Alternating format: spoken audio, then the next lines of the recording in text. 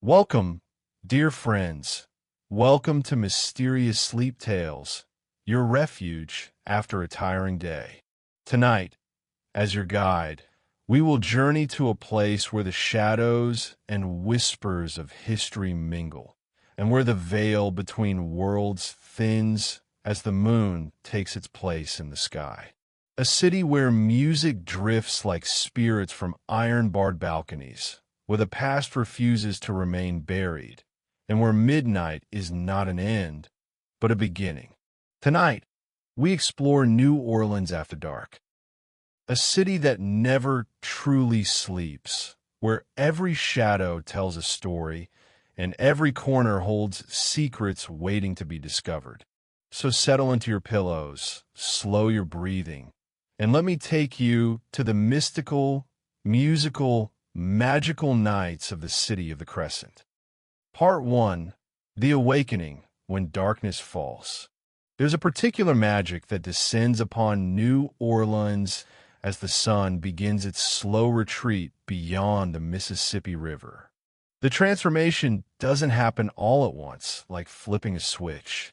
Instead, it's a gradual metamorphosis, a shifting of energy that long-time residents can feel in their bones, in their blood, in the rhythm of their breathing. The brutal heat of the Louisiana afternoon begins to ease, though the humidity remains, wrapping around everything like a warm, damp blanket that never quite lifts. The French Quarter, that 78-square-block heart of old New Orleans, begins to stir with a different kind of life as twilight approaches. During the day, the quarter belongs to tourists with their cameras and guidebooks, to artists setting up easels in Jackson Square, to the steady clopping of mule-drawn carriages carrying visitors past historic facades painted in shades of ochre and salmon and dusty rose. But as dusk settles in, something shifts in the air, something ancient and knowing. The city doesn't simply continue its daily routine under different lighting. New Orleans transforms completely, revealing its true nocturnal nature, the personality it's been hiding all day beneath a veneer of daylight respectability. Stand on any corner in the French Quarter as evening approaches, perhaps the intersection of Royal and St. Philip, and you'll witness this transformation firsthand. The gas lamps that line many streets flicker to life, one by one. Their soft amber glows so different from the harsh glare of modern streetlights. These aren't replicas or tourist attractions installed for atmosphere. Many of the gas lamps in the quarter date back to the 1800s, and they've been illuminating these streets through countless nights of joy and sorrow, mystery and wonder, celebration and tragedy. The light they cast is peculiar, almost alive. It doesn't eliminate shadows so much as define them, creating pockets of deeper darkness between pools of warm illumination. This interplay of light and shadow gives the quarter an otherworldly quality after dark, as if you've stepped not just into a different time period, but into a different dimension entirely, a place where the usual rules don't quite apply. The sounds change too, shifting like the light. The daytime cacophony of tour groups and traffic begins to fade, replaced by a different symphony altogether. From somewhere down Decatur Street, a lone trumpet player begins to blow, testing notes, warming up for the night ahead. The sound drifts through the humid air, bending around corners, floating up to the balconies where ferns hang in massive baskets, their fronds trembling slightly in what passes for an evening breeze in this city built on swampland. Then another musician joins in, perhaps a saxophone from a different direction, then a drum, deep and resonant, then a voice raised in song. It's not organized or coordinated. Each musician is following their own inspiration, preparing for their own performance in their own venue. Yet somehow, impossibly. The sounds blend together into something cohesive, a living audio collage that forms the soundtrack of a New Orleans night, a sound you can't replicate anywhere else on Earth. The smells shift as well, becoming richer and more complex as the temperature drops slightly. The heavy, sweet scent of jasmine and magnolia that perfumes the hidden courtyards becomes more pronounced in the cooling air, mixing with the earthy smell of old brick and ancient mortar. From the restaurants lining the streets, aromas of cooking begin to waft out in invisible clouds. Garlic and butter sizzling in black iron pans, andouille sausage releasing its smoky perfume, the sharp tang of hot sauce, the earthy smell of file powder stirred into bubbling gumbo, the sweet richness of pralines being made in candy shops. These scents mix with the river smell, that particular combination of fresh water and mud, and old wood and fish, and the indefinable quality of age that anyone who spent time near the Mississippi knows well. It's not always a pleasant smell, truth be told, but it's authentic, honest, real. It speaks of the river's power, of its ancient journey from Minnesota to the Gulf of Mexico, of its role in building this impossible city in this impossible location. As the light fades further, taking on that deep blue quality that precedes full darkness, the neon signs begin to assert themselves. Bourbon Street's garish displays of electric color start to dominate, their reflections shimmering in puddles left from an afternoon rain shower that came and went in 15 violent minutes. Red and blue and green neon announcing bars and strip clubs and souvenir shops, the names of drinks and the promises of good times, flashing and buzzing and humming with electrical current. But even these modern intrusions somehow feel right in New Orleans, as if the city has absorbed them and made them part of its eternal, eclectic character. New Orleans has always been a place of contradictions, of high and low culture existing side by side, of sacred and profane dancing together in the streets. The neon fits into this tradition, another layer in the city's complex identity. The human population of the quarter begins to shift as daylight fades.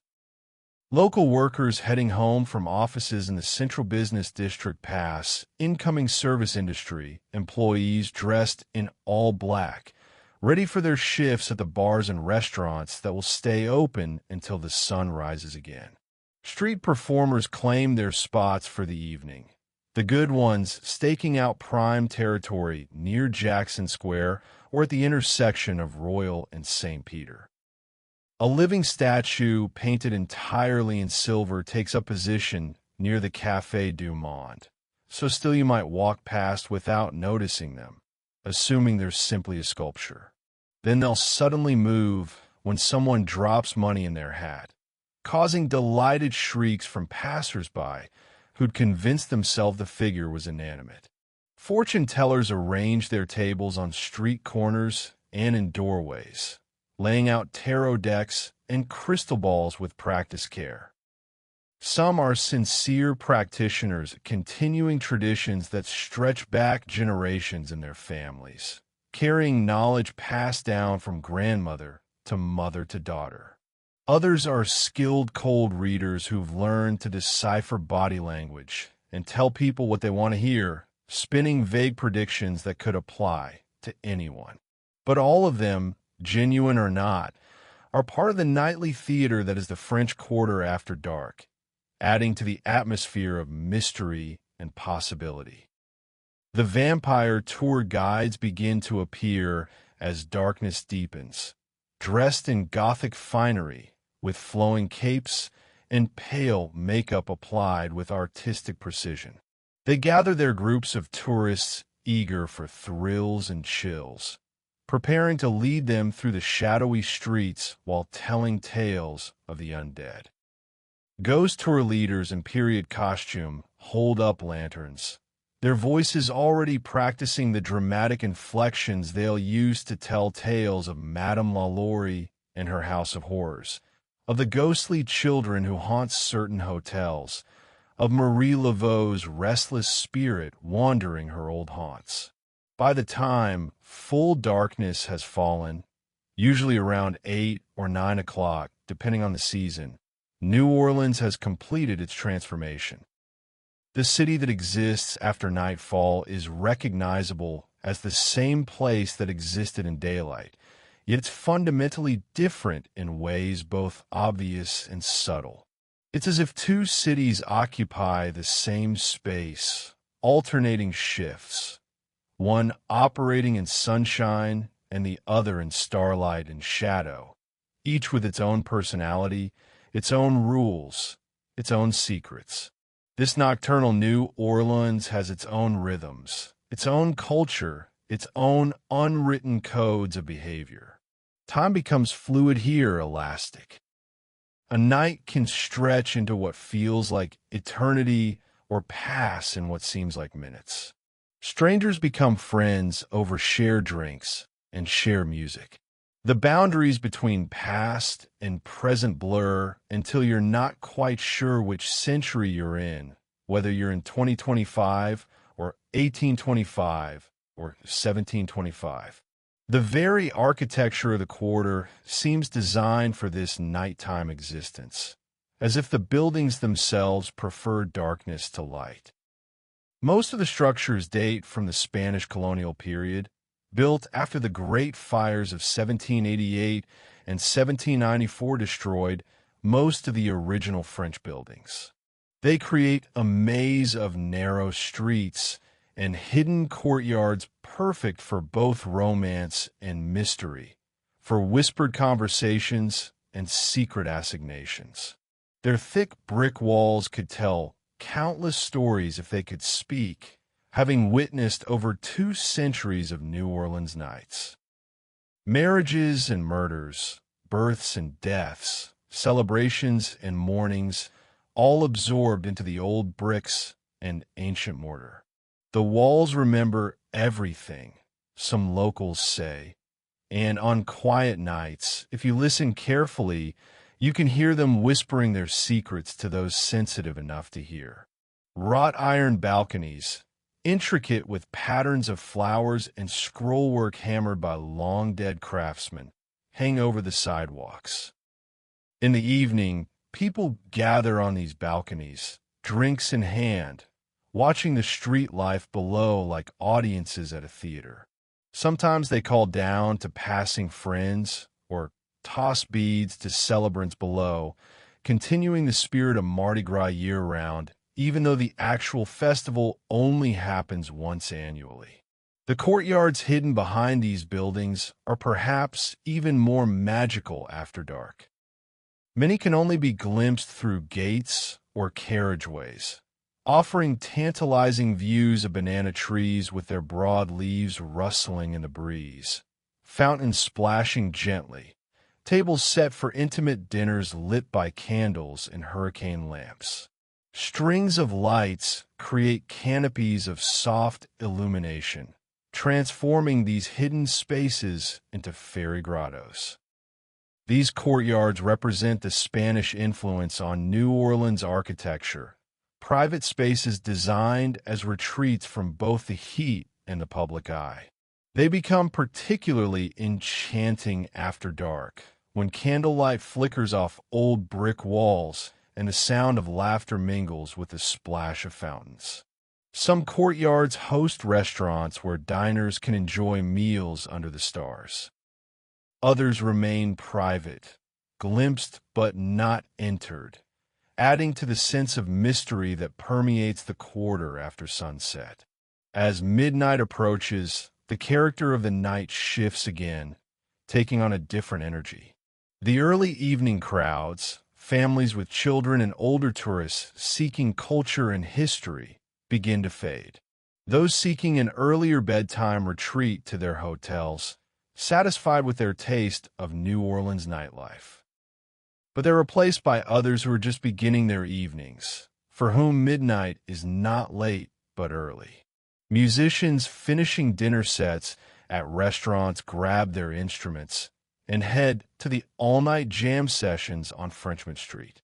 Service industry workers getting off their first shifts meet up with friends for their own celebrations, ready to blow off steam after hours of serving demanding customers.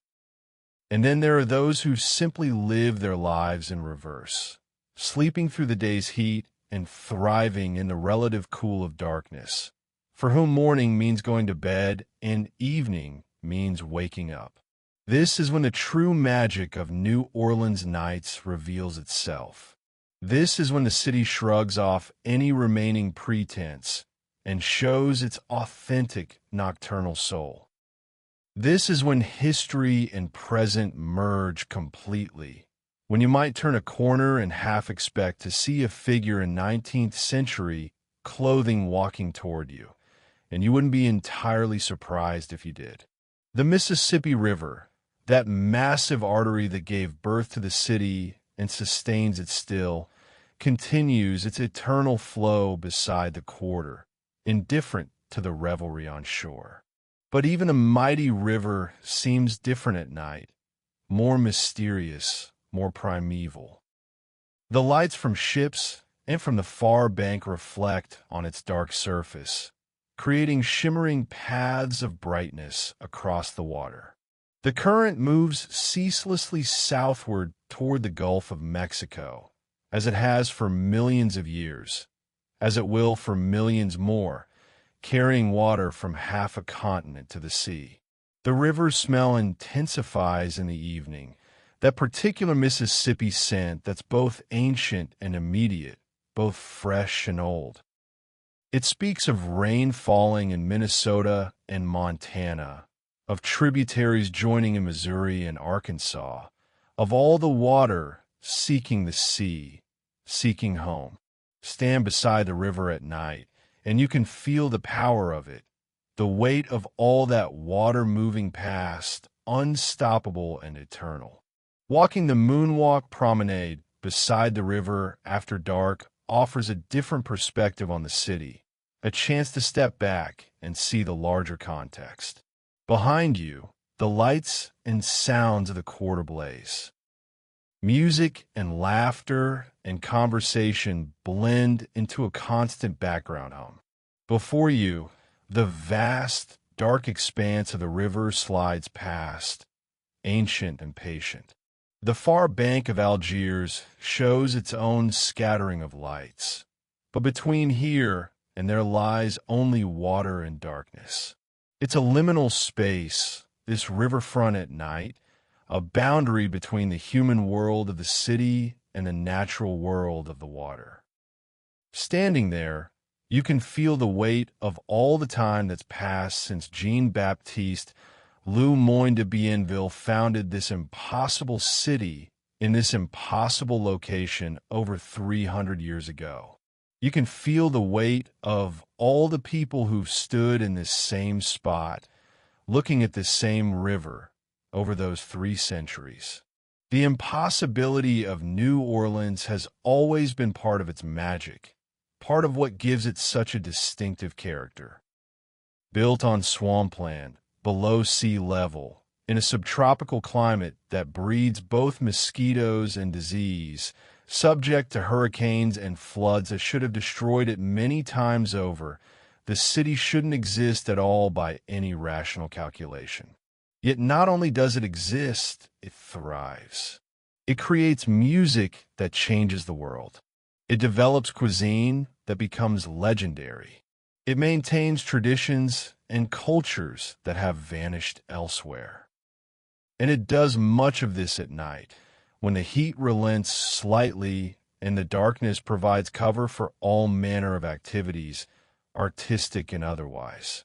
This resilience, this stubborn refusal to be defeated by geography or history or disaster, infuses the New Orleans night with a particular energy. There's a sense of celebration that underlies everything, even the ghost stories and tales of tragedy. It's as if the city itself knows how precarious its existence is and has decided to make the most of every moment, every night, every opportunity for joy and music and connection. As you stand in the quarter, as true midnight approaches, all of this history, all of this culture, all of this impossible, magical existence seems to press in around you from every direction. The modern world hasn't been erased. Cars still drive past, though less frequently than during the day. Smartphones glow in people's hands, capturing moments to share with distant friends. Contemporary music sometimes mingles with traditional jazz, creating unexpected combinations. But somehow, these contemporary elements coexist with everything that came before without diminishing it, without breaking the spell. The past and present exist simultaneously in New Orleans, especially at night, especially in the French Quarter. You can feel both at once, occupying the same space, like a double exposure photograph where two images overlay each other to create something neither alone could be. This is the New Orleans night just beginning to reveal itself. This is the awakening, the transformation from day to darkness. But we've only scratched the surface of what awaits in the hours ahead. The Voodoo Queen still walks these streets, they say. The jazz clubs are just starting their best sets. The ghosts are beginning to stir in their favorite haunts. And the real mysteries of the New Orleans night are only now emerging from the shadows, ready to enchant, terrify, and amaze anyone brave enough or curious enough to seek them out. The night is young, as they say in New Orleans, where young can mean anything from 9 p.m. to 4 a.m. The real adventures, the real stories, the real magic, all of that lies ahead in the hours of darkness that stretch before us like a road, leading somewhere both familiar and completely unknown. Section 2. The Voodoo Queen's Midnight Realm. To understand New Orleans at night, to truly comprehend what happens in this city when darkness falls, you must understand Marie Laveau. Her name is whispered on ghost tours and invoked in voodoo shops scattered throughout the quarter. Her tomb in St. Louis Cemetery No. 1 is marked with countless X marks, drawn by those seeking her favor or her power, despite the cemetery's attempts to prevent the practice. Over 140 years after her death in 1881, she remains the most famous resident of New Orleans, more real in many ways than the living souls who walk these streets today. Marie Catherine Laveau was born on September 10th, 1801. Though like so much about her life and legend, even this basic biographical fact carries some uncertainty. What we know for certain is that she emerged from the complex racial landscape of early 19th century New Orleans, a free woman of color in a society structured around strict hierarchies based on race and class. Her heritage blended African, European, and Native American ancestry, making her a living embodiment of New Orleans' unique cultural complexity. The young Marie married Jacques Paris, a free person of color from Haiti, in 1819 at St. Louis Cathedral, that imposing structure that still dominates Jackson Square today, its three spires reaching toward heaven. The cathedral looks much the same now as it did when young Marie stood before its altar, speaking her vows in a ceremony that joined two free people of color in a society that denied freedom to so many. Her husband's fate remains shrouded in mystery, one of many mysteries that would come to surround Marie Laveau. Jacques Paris disappeared or died shortly after their marriage, leaving Marie known as the Widow Paris, a title that would follow her through her early adult years. Some say he died of natural causes. Others whispered darker rumors of voodoo curses or mysterious circumstances. The truth has been lost to time, buried as deeply as Jacques Paris himself. But Marie Laveau would not remain merely a widow, pitted and forgotten. She remade herself into something unprecedented in New Orleans society, claiming the title of Voodoo Queen and wielding power that transcended the official structures of her time. To call her simply a voodoo priestess understates her influence dramatically. She was a spiritual leader, certainly, conducting ceremonies and consultations that drew people of all races and classes. But she was also a savvy businesswoman, a political operator, a community organizer, an information broker, and perhaps most importantly, a healer who bridged the worlds of African spirituality and Catholic faith. Her day job as a hairdresser gave her access to the homes and intimate confidences of wealthy white women, the wives and daughters of the men who ran New Orleans. As she styled their hair in their elegant homes, these women gossiped freely, apparently forgetting or not caring that Marie had ears. They complained about their husbands' infidelities and business troubles. They worried about their children's futures and their own fading beauty. They shared their deepest fears and most secret desires.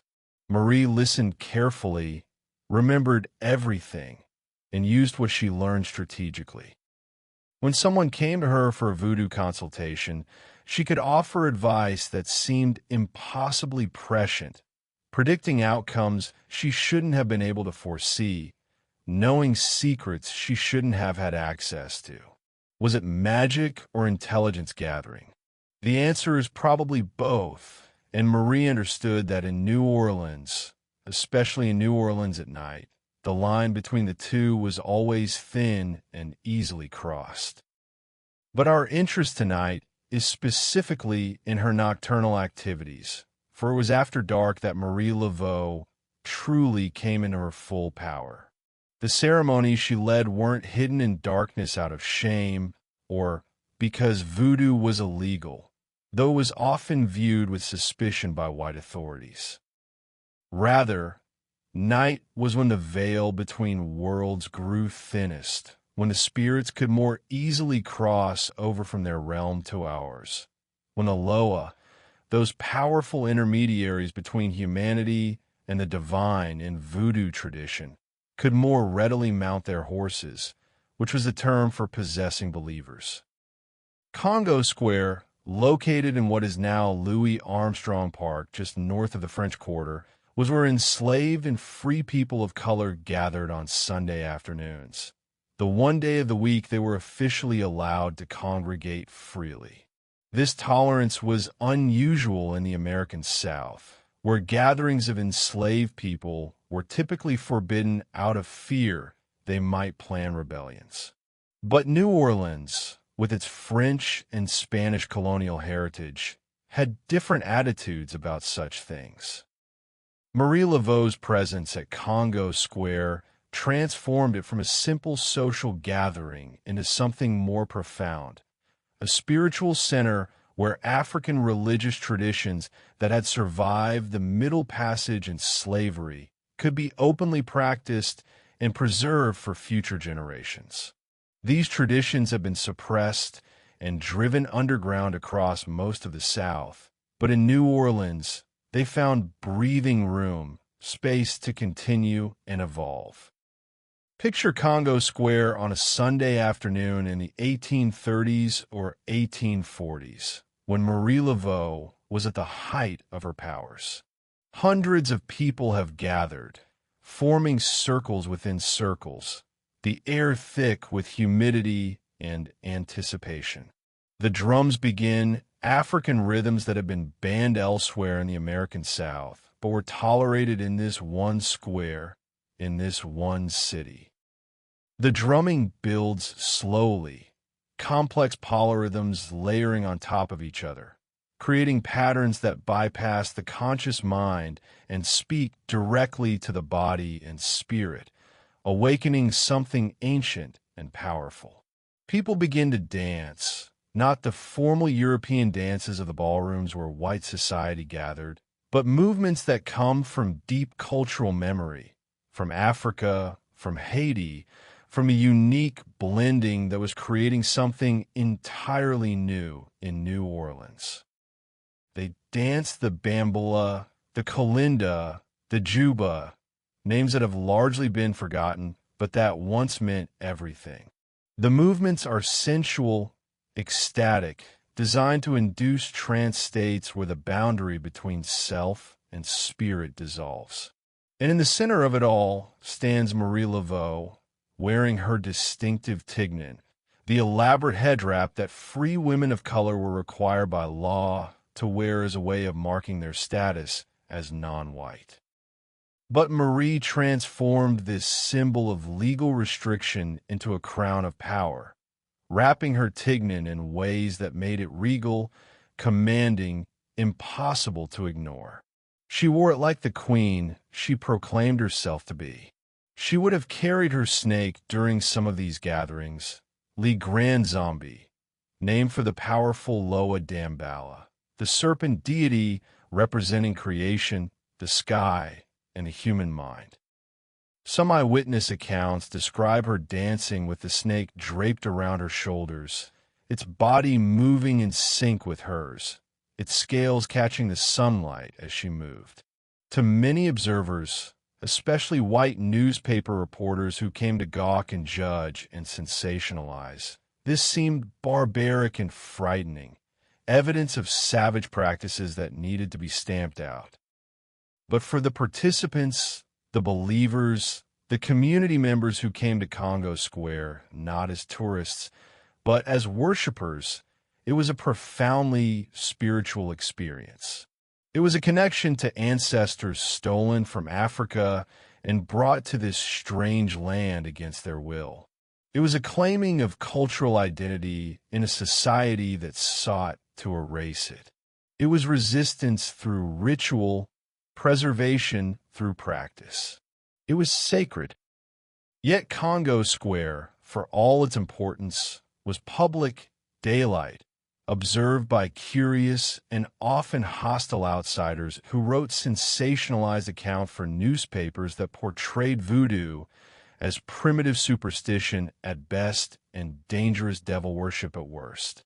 Marie's true power, her deepest magic, manifested in the ceremonies she conducted in more private settings, especially late at night when the curious had gone home and only the truly committed remained. Most famous of these private ceremonies were the St. John's Eve celebrations held annually on June 23rd, the eve of the feast day of St. John the Baptist. This date also coincided with the summer solstice, Midsummer's Eve, a night that has been considered powerful across many cultures and traditions for thousands of years. The longest day of the year gives way to the shortest night, a moment of transition, of transformation when the normal rules might not apply. For these St.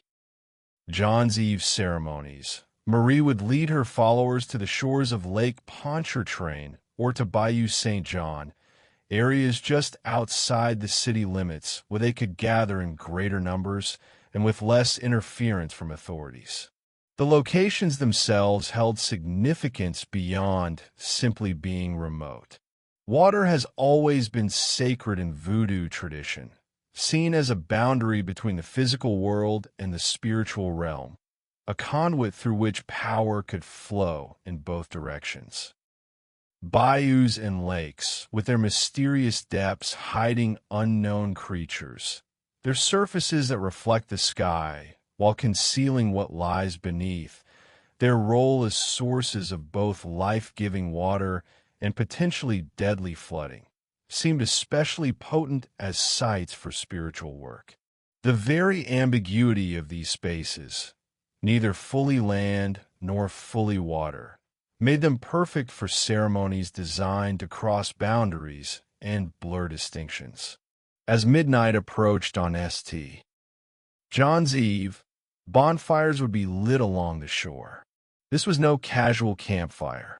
These were substantial blazes, flames reaching high into the night sky, their light reflecting on the dark water and creating dancing patterns that seemed to have their own life and intelligence. The fires served practical purposes, providing light and warmth and keeping insects at bay. But they also served spiritual purposes, acting as beacons to attract the spirits, as transformative elements that could purify and empower ritual objects placed within them. The gathered believers, many dressed in white as a symbol of purity and to honor the spirits, would begin the ceremony with Catholic prayers.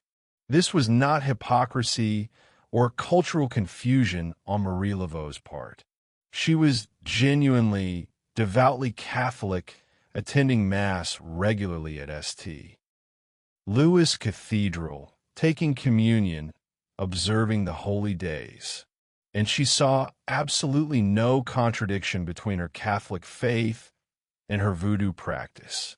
Indeed, she actively synthesized the two traditions, associating Catholic saints with African lows, creating a spiritual system that honored both sets of beliefs and practices. This syncretism wasn't unique to Marie Laveau. It was common throughout the Catholic Caribbean and New World, wherever enslaved Africans had been brought to regions where the dominant religion was Catholicism. Unable to openly worship their traditional deities under European eyes, practitioners disguised African spirits as Catholic saints, preserved African rituals by blending them with Catholic ceremonies, maintained their spiritual heritage while appearing to assimilate to European religious norms. The prayers would gradually transition from Catholic liturgy to voodoo chants. The drumming would begin, and the ceremony would move deeper into its esoteric phases. Participants would wade into the water, bathing themselves in a ritual purification and blessing. The water, especially water that had been spiritually charged through prayer and ritual, was believed to wash away negative influences, to cleanse the spirit as well as the body, to prepare practitioners to receive the blessings and wisdom of the Loa. They would make offerings, leaving food and drink and other gifts for the spirits at designated spots along the shore or on improvised altars. Each Loa had their own preferences. Damballa favored eggs. Urzali, the Loa of love and beauty, appreciated perfume and jewelry and flowers. Legba, the guardian of crossroads and gatekeeper between worlds, accepted cigars and rum. The offerings weren't payments exactly, but rather gestures of respect and reciprocity, acknowledgement that the relationship between humans and spirits was one of mutual exchange rather than command and obedience. Participants would petition the Lows for help with their problems and concerns. A young woman might ask Urzali for help finding a husband or keeping one from straying. A laborer might petition Ogown, the Loa of iron and war and strength, for help in a dispute with an employer. Someone sick might call on Loco, the Loa of vegetation and healing. The petitions were heartfelt, desperate sometimes, these believers bringing their deepest needs and fears to spirits they trusted to hear and help. And sometimes, if the conditions were right, if the ceremony had been conducted with proper protocol and respect, if the Lows chose to accept the invitation and descend from their realm to ours, possession would occur. A believer would suddenly stiffen or convulse, their eyes rolling back in their head, their voice changing to something not entirely their own. They had become a cheval, a horse, mounted and ridden by a Loa who had chosen them as a temporary vessel. The possessed person would then act and speak as the Loa, their normal personality subsumed by the spirit's presence. Each Loa had distinctive personality traits and behaviors. Damballa, the serpent spirit, might cause the possessed person to writhe on the ground like a snake, speaking in hisses and touches rather than words. Ogown might stride around aggressively, demanding rum, speaking in military metaphors. Urzali might flirt and preen and demand to be pampered, speaking in endearments and asking for perfume and jewelry. These possessions weren't theatrical performances or deliberate fakery, at least not to the believers. They represented genuine spiritual experiences, moments when the divine touched the human, when the boundary between worlds dissolved completely and something transcendent occurred. Modern observers might attribute these trance states to suggestion, to the trance-inducing effects of rhythmic drumming and dancing, to cultural expectations and psychological factors. But for participants, these explanations missed the point entirely. The experience was real. The connection to something greater than themselves was real, and Marie Laveau facilitated these connections with a skill that made her legendary. The white newspaper reports of these St. John's Eve ceremonies, written by journalists who managed to observe from hiding spots or who pretended to be believers to infiltrate the gatherings, are fascinating historical documents, though they must be read with full understanding of the reporter's biases and prejudices. They describe the ceremonies in lurid terms, calling them orgies and savage rites and evidence of the inherent immorality and barbarism of people of color. They titillated readers with descriptions of nude bathing in the bayou, of wild, uncontrolled dancing, of supposed sexual license and debauchery. Modern historians recognize these reports as deeply racist, projecting white fears and fantasies on a black spiritual practices they didn't understand and didn't try to understand. The ceremonies were indeed sensual in nature, involving music and movement and altered states of consciousness. But they were sacred rites conducted with deep seriousness and spiritual purpose, not the debauched frolics the newspapers portrayed. The nudity or near nudity reported by scandalized journalists made perfect sense in the proper context. Ritual bathing in the bayou late at night in the middle of summer in Louisiana meant removing clothing to avoid walking home in wet garments, a practical consideration. The wild abandon described was more likely genuine religious ecstasy, the kind that manifests in many spiritual traditions worldwide when practitioners open themselves to divine presence. Pentecostal Christians speak in tongues and fall in the Spirit.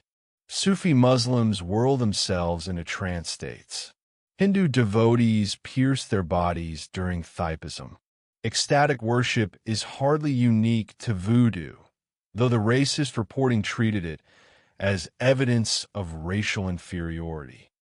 What made Marie Laveau particularly powerful, what enabled her to wield such influence in a society designed to limit people like her, was her ability to navigate between worlds with remarkable skill. She could lead an ecstatic midnight ceremony at the bayou, complete with drumming and dancing and spirit possession, then attend Mass at St. Louis Cathedral the next morning, piously taking communion with the white parishioners. She could sit in the parlors of wealthy white women as their trusted hairdresser, then hold court in her cottage on Saint and Street as the feared and respected Voodoo queen. She could invoke African spirits and Catholic saints in the same breath, the same ritual, the same prayer.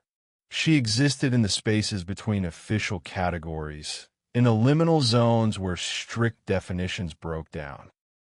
And in those liminal spaces, She built her empire of influence, creating power from the very ambiguities and contradictions that were supposed to limit her.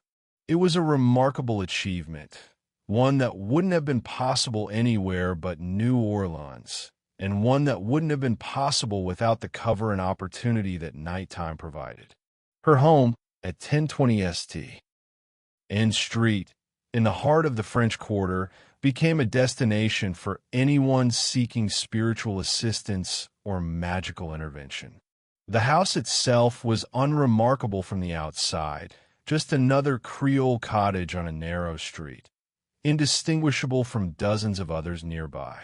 But inside, it transformed into something entirely different, a temple of voodoo practice, a consultation space where the desperate and the hopeful came seeking Marie's help. She maintained an altar dedicated to various spirits, decorated with candles in specific colors associated with different loaves, flowers that each spirit favored, feathers and shells and stones, images of Catholic saints that doubled as representations of African deities. St. Peter with his keys became Papa Legba, guardian of crossroads. Our Lady of Sorrows with swords piercing her heart became Ursula Dantaire, the fiercer aspect of the love goddess. St. Patrick driving out snakes became Dambalueto. The altar was both Catholic and voodoo, both European and African, both orthodox and heretical, embodying the syncretic nature of New Orleans voodoo. Marie met with clients in this space, often at night, by candlelight that cast flickering shadows on the walls and created an atmosphere charged with possibility and mystery. The consultations would often occur after dark, when the client could arrive and leave without being seen by neighbors or by anyone who might judge them for seeking voodoo assistance. Darkness provided privacy, discretion, the cover necessary for white society women to consult with a black voodoo practitioner, or for respectable free people of color to admit they believed in spirits and magic. The candlelight was crucial to the atmosphere Marie created. It made the space feel sacred, set apart from the ordinary world. The shadows seemed alive, moving on their own, potentially hiding spirits drawn by the ritual. Marie's face would appear mysterious in the flickering light, sometimes in shadow, sometimes illuminated, her expressions difficult to read, adding to her aura of power and mystery. She would listen to the client's problem, asking careful questions, observing their body language and manner of speaking, using all her considerable skills of observation and intuition. Then she would prescribe a solution, drawing on her vast knowledge of herbs and roots and ritual practices, on her understanding of human psychology, on her spiritual connections, on her practical wisdom accumulated through years of helping people navigate life's challenges. Sometimes the solution involved a gree-gree, a small cloth bag filled with carefully selected materials chosen for their spiritual properties. The exact contents varied depending on the purpose. A gree-gree for love might contain rose petals dried, carefully and blessed, lodestones believed to attract, Damiana herb known for its aphrodisiac properties, and perhaps a piece of paper with the target's name written in dove's blood ink. One for protection might include salt for purification, red pepper to repel evil, a piece of chain to bind harmful forces, and High John the Conqueror root for its powerful protective properties. The materials weren't chosen randomly. Each ingredient had specific associations and purposes within the voodoo tradition, properties understood through generations of practice and experimentation. And the bag itself had to be constructed properly, sewn with specific colors of thread while prayers were spoken, blessed, and charged with spiritual intention. A gree bag wasn't just a collection of random objects in a pouch. It was a carefully constructed spiritual tool, a battery of magical energy focused on a specific purpose. Sometimes the solution involved more complex rituals that the client would need to perform themselves. They might be instructed to take a spiritual bath at a specific time, perhaps at midnight or just before dawn, using water mixed with particular herbs that Marie would provide along with precise instructions for their use. They might be told to bury something at a crossroads at midnight, taking care not to look back as they left. They might be given prayers to recite a specific number of times while facing a specific direction. They might be instructed to leave offerings at Marie's altar or at a tree she designated as spiritually powerful. And they would pay for these services, of course, sometimes in money, gold and silver coins that Marie collected and used to support herself and her family and her community work. Sometimes in services, a client might offer to use their influence to help Marie with some practical matter in exchange for spiritual assistance. Sometimes in goods, fine cloth or quality food or other material items that Marie could use or trade. Sometimes in information, secrets, and gossip that Marie added to her constantly growing store of knowledge about New Orleans society. This exchange wasn't considered mercenary or corrupt within the Voodoo tradition. Spiritual workers deserve to be compensated for their knowledge and labor, just as any other skilled professional did. And the payment itself served a spiritual purpose. It created a sense of reciprocity, ensured that the client valued the work being done on their behalf, and maintained the balance between giving and receiving that was central to Voodoo philosophy. Marie Laveau's power was such that even people who didn't believe in Voodoo, who considered it primitive superstition, sought her out when they faced problems they couldn't solve through conventional means. Political figures consulted her before elections, asking for her blessing and for her to use her influence in the Black community to support them. Businessmen sought her advice before important deals, recognizing that her network of information sources might know things that could affect their ventures. People accused of crimes begged for her intercession, hoping she might influence witnesses or jurors or even judges through her mysterious methods. And often, remarkably often, her predictions came true. Her interventions seemed to work. The outcome she promised manifested. Was this because of genuine magical power? Because she could command spirits to influence events in the material world? Was it because her extensive intelligence network and political connections allowed her to actively shape outcomes, making things happen rather than just predicting them? Was it because she understood human psychology so deeply that she could predict behavior with uncanny accuracy? Was it coincidence and confirmation bias, people remembering the hits and forgetting the misses? The answer is probably all of the above in varying degrees depending on the specific situation. And once again, in New Orleans, especially in New Orleans at night, the boundaries between these different types of explanation blur into irrelevance. Magic, politics, psychology, and coincidence all blend together in the humid darkness, creating outcomes that defy simple categorization. What's undeniable is that Marie Laveau wielded real power in New Orleans for decades, from roughly the 1830s until her death in 1881. She was known and feared and respected across all segments of society. White authorities might publicly dismiss Voodoo as nonsense, but they were careful not to cross Marie Laveau directly. Wealthy white women might attend Catholic Mass with perfect propriety, but many of them secretly consulted the Voodoo Queen when priests couldn't help them. The black community, both enslaved and free, revered her as a leader and protector.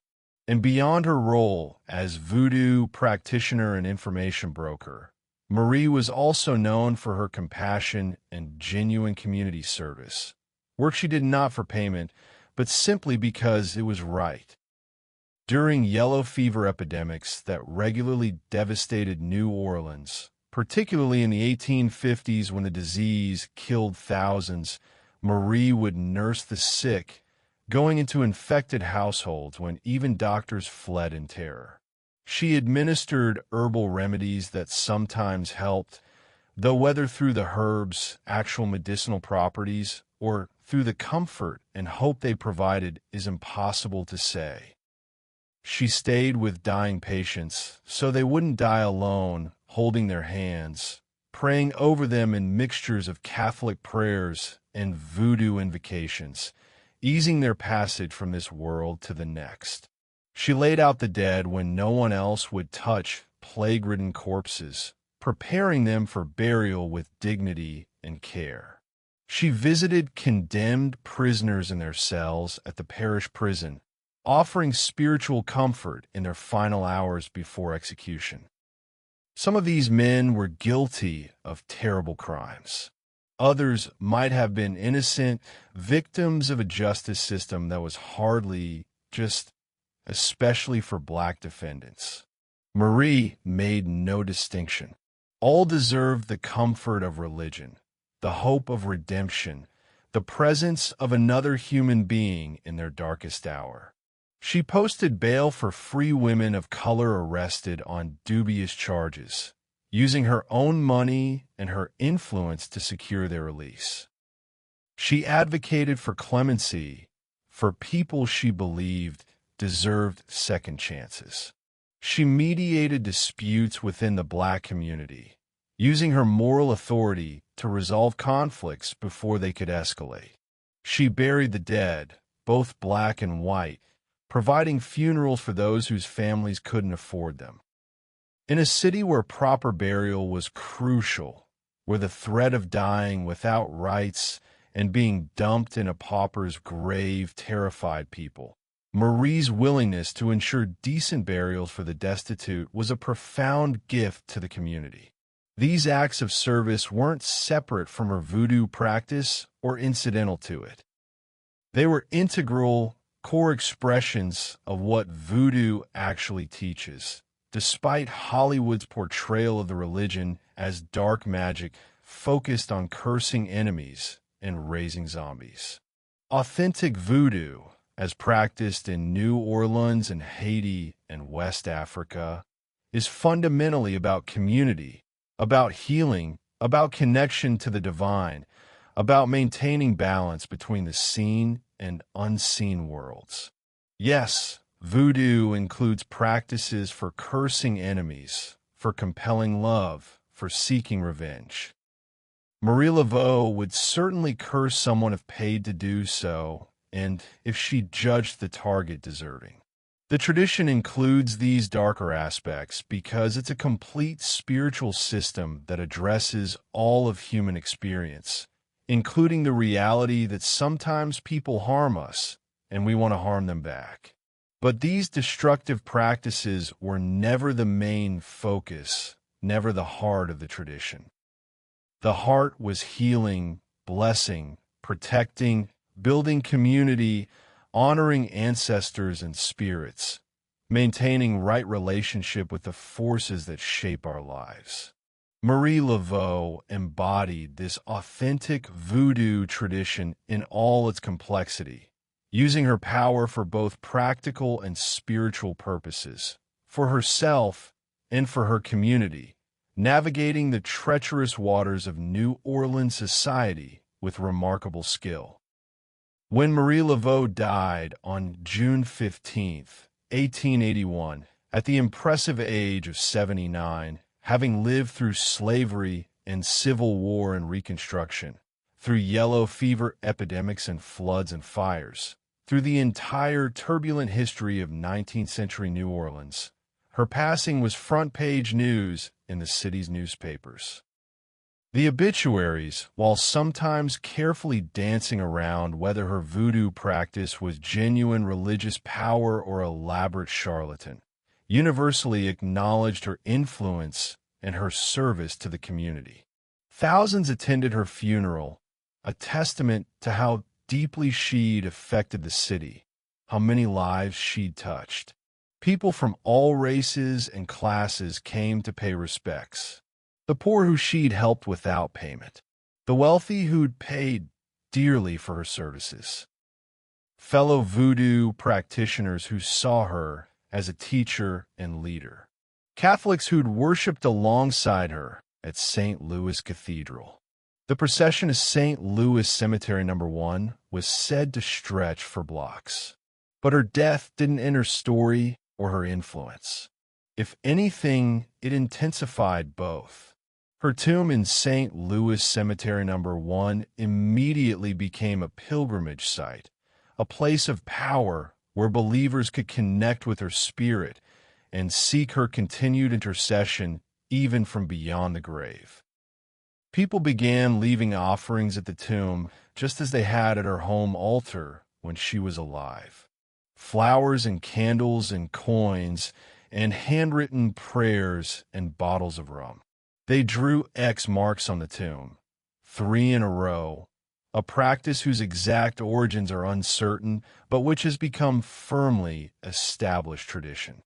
After drawing the 3 X's, you're supposed to knock 3 times on the tomb, spin around 3 times, then make your wish or petition to Marie's spirit. Some say you should also leave an offering. Some say the X's should be drawn in brick dust or red chalk. Variations abound, but the core ritual remains remarkably consistent. The cemetery tried for years to stop this practice, as the X's damaged the tomb's surface and the constant touching wore away the stone. They threatened to close the cemetery entirely to individual visitors, requiring everyone to be part of a guided tour. They installed security cameras and hired guards. They periodically cleaned the tomb and applied protective coatings. But the X's kept appearing, the offerings kept accumulating. The faithful would not be deterred, and the sightings began soon after her death and have continued sporadically to this day, over a century and a half later. People claim to see Marie Laveau's ghost wandering the French Quarter, particularly on St. John's Eve in late June, the night of her famous ceremonies. She's always described the same way across decades and across different witnesses who have no connection to each other. A woman in a long dress, typically white or blue, with a tignon wrapped around her head in the style she wore in life. Sometimes she's carrying a snake. Sometimes she's just walking purposefully through the streets, as if she still has errands to run and work to do. Some witnesses say she appeared to them when they were in need, offering help just as she had in life. She might speak a few words of advice, or simply her presence provides comfort and guidance. Others claim she leads voodoo ceremonies at Bayou St. John still, her ghost continuing the spiritual work she began in flesh, gathering spirits and believers alike for midnight rituals. She's been seen inside her old cottage on Saint and Street, which has served various purposes over the decades since her death. Former residents and visitors report seeing a woman in old-fashioned dress moving through the rooms, sometimes humming, sometimes speaking in a language they can't quite make out. Objects move on their own. Candles light without anyone touching them. The smell of specific herbs that Marie favored wafts through rooms for no apparent reason. She's been reported at St. Louis Cathedral, kneeling in prayer in the pews, then vanishing when someone approaches. She's been seen on the streets near Congo Square, walking as if heading to one of the Sunday gatherings she once led. She's appeared at her tomb in the cemetery, standing nearby, as if watching over it, making sure the offerings are appropriate and the petitioners are sincere.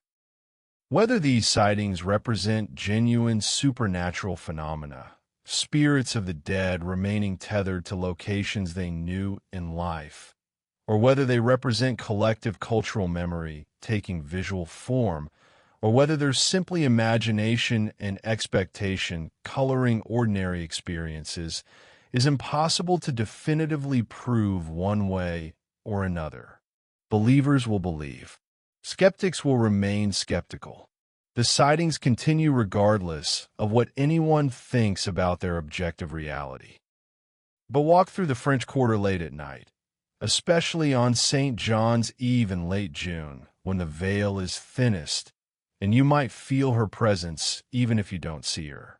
A sudden chill despite the humid heat that should make cooling impossible. A sense of being watched from the shadows, of eyes on you from somewhere you can't quite pinpoint. The distant sound of drumming with no visible source. Rhythms that shouldn't exist in this century. The smell of specific herbs or flowers that have no reason to be blooming in that place at that time. The legacy of Marie Laveau extends far beyond ghost stories and supernatural encounters, though. She established voodoo as a permanent and respected part of New Orleans culture, something that survived attempts by authorities to suppress it, survived the decline in practice that might have been expected as generations passed and America modernized. Modern voodoo practitioners, many of whom can trace their spiritual lineage back to Marie either directly or through a chain of teachers and students, continue her work today in New Orleans. They hold ceremonies, though usually more private than the public spectacles of the 19th century, mindful of both legal restrictions and the desire to keep sacred practices from becoming tourist entertainment. They make gree-gree bags using traditional recipes and materials, conducting consultations, providing spiritual guidance to those who seek it. Some, like Marie before them, blend voodoo with Catholic practice, seeing no contradiction between the two. Others focus purely on the African roots of the tradition, emphasizing its connections to Haitian Vodou and West African Vodou. St. John's Eve is still celebrated in New Orleans, though in a more organized and regulated fashion than in Marie's time. The International House Hotel hosts an annual St. John's Eve ceremony on the banks of Bayou St. John, attempting to honor the tradition Marie Laveau established while adapting it for modern times and modern sensibilities. Modern practitioners gather to perform the head-washing ritual, to drum and dance and make offerings, to connect with the spirits and with the cultural heritage that Marie fought to preserve through decades of practice and teaching. Voodoo shops throughout the French Quarter sell materials for voodoo practice, from candles in specific colors for specific purposes to herbs and roots to statues of saints and loaves to instructional books on voodoo rituals and philosophy. Some of these shops are touristy kitsch, selling mass-produced voodoo dolls that bear little resemblance to authentic practice and exist primarily to take money from curious tourists. But others are genuine, run by actual practitioners who understand the traditions and use their shops as spaces for spiritual work as well as commercial enterprise. Museums like the New Orleans Historic Voodoo Museum preserve artifacts related to voodoo history and educate visitors about the real traditions and practices, pushing back against the Hollywood stereotypes and racist caricatures that have distorted public understanding of what voodoo actually is. Tours led by knowledgeable guides explain the African roots of voodoo, how it blended with Catholicism in the New World, how it served as a tool of resistance and community cohesion for enslaved and oppressed people, how it continues to be practiced today as a living religious tradition. What Marie Laveau understood, what she embodied throughout her long life and influential career, was that New Orleans after dark operates by different rules than the daytime city. The official structures of power, the laws and hierarchies and restrictions of white supremacist society that dominated during business hours, loosened their grip when the sun went down and darkness provided cover. In that darkness, at the bayou's edge under the light of bonfires, in the flickering candlelight of her cottage on St. and Street, in the shadows of Congo Square where drums echoed off surrounding buildings, Marie created spaces where different power structures could exist, where spirits had more authority than earthly masters, where a free woman of color could command the respect and even fear of the most powerful white men in the city, where the oppressed could find spiritual freedom even when physical freedom remained out of reach. This understanding that night belongs to different forces, that darkness enables different possibilities, that the nocturnal world operates according to different principles than the diurnal world, remains absolutely fundamental to New Orleans culture more than a century after Marie Laveau's death.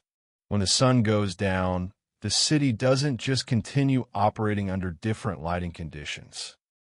It transforms into a place where magic seems possible, where the boundaries between worlds thin dramatically, where a woman dead for over 140 years can still make her presence felt, still inspire devotion and fear and respect, still reign as the voodoo queen of a realm that exists primarily in darkness and shadow and the mysterious spaces between waking and dreaming. The voodoo that Marie Laveau practiced and taught, that her spiritual descendants practice today, that permeates New Orleans culture at the deepest levels, is ultimately about recognizing and working with forces that mainstream society denies or ignores. The power of spirits and ancestors, the importance of ritual and tradition, the reality of connections between the visible world and invisible realms, and the special quality of nighttime, when these connections strengthen and these forces become more accessible to those who know how to reach them. So when you walk through the French Quarter after midnight, when the tourists have mostly retired and the locals who truly know the city emerge, remember that you're walking through Marie Laveau's realm, through spaces she sanctified and empowered, through streets where her spirit still moves according to those who believe and even some who don't. Feel the weight of that history, that power, that mystery. Let it settle over you like the humid night air, like the distant sound of drums, like candlelight flickering on old brick walls. This is the Voodoo Queen's midnight realm. It belongs to her still. Part 3. Jazz Born from Darkness. If voodoo is the spiritual heartbeat of nocturnal New Orleans, the pulse that reminds the city it's alive and connected to forces beyond the material world, then jazz is its voice, its cry, its laugh, its moan, its shout of defiant joy in the face of oppression and sorrow. And like voodoo, jazz was born from darkness, from the night, from the spaces where the oppressed could create beauty that transcended their circumstances and spoke truths that daylight wouldn't allow. The exact moment of jazz's birth cannot be pinpointed on any calendar or clock. It wasn't invented by a single person at a single time in a single place.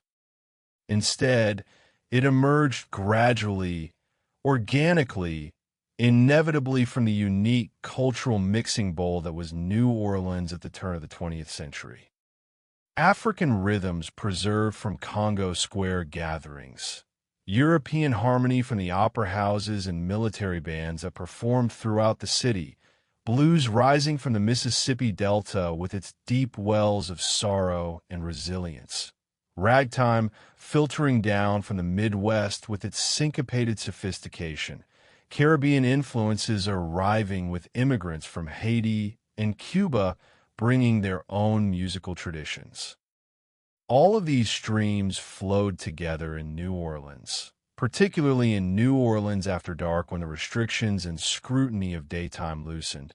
And what emerged from this confluence was something entirely new, a music that would eventually change the world, that would become America's greatest cultural export, that would influence every form of popular music that came after it.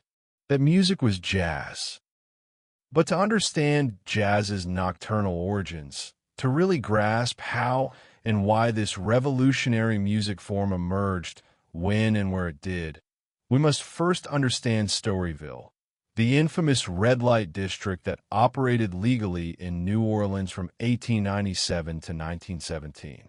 This 20-block area of legally sanctioned vice became, inadvertently, the economic engine that powered early jazz, the greenhouse where the music could develop and mature before spreading to the wider world.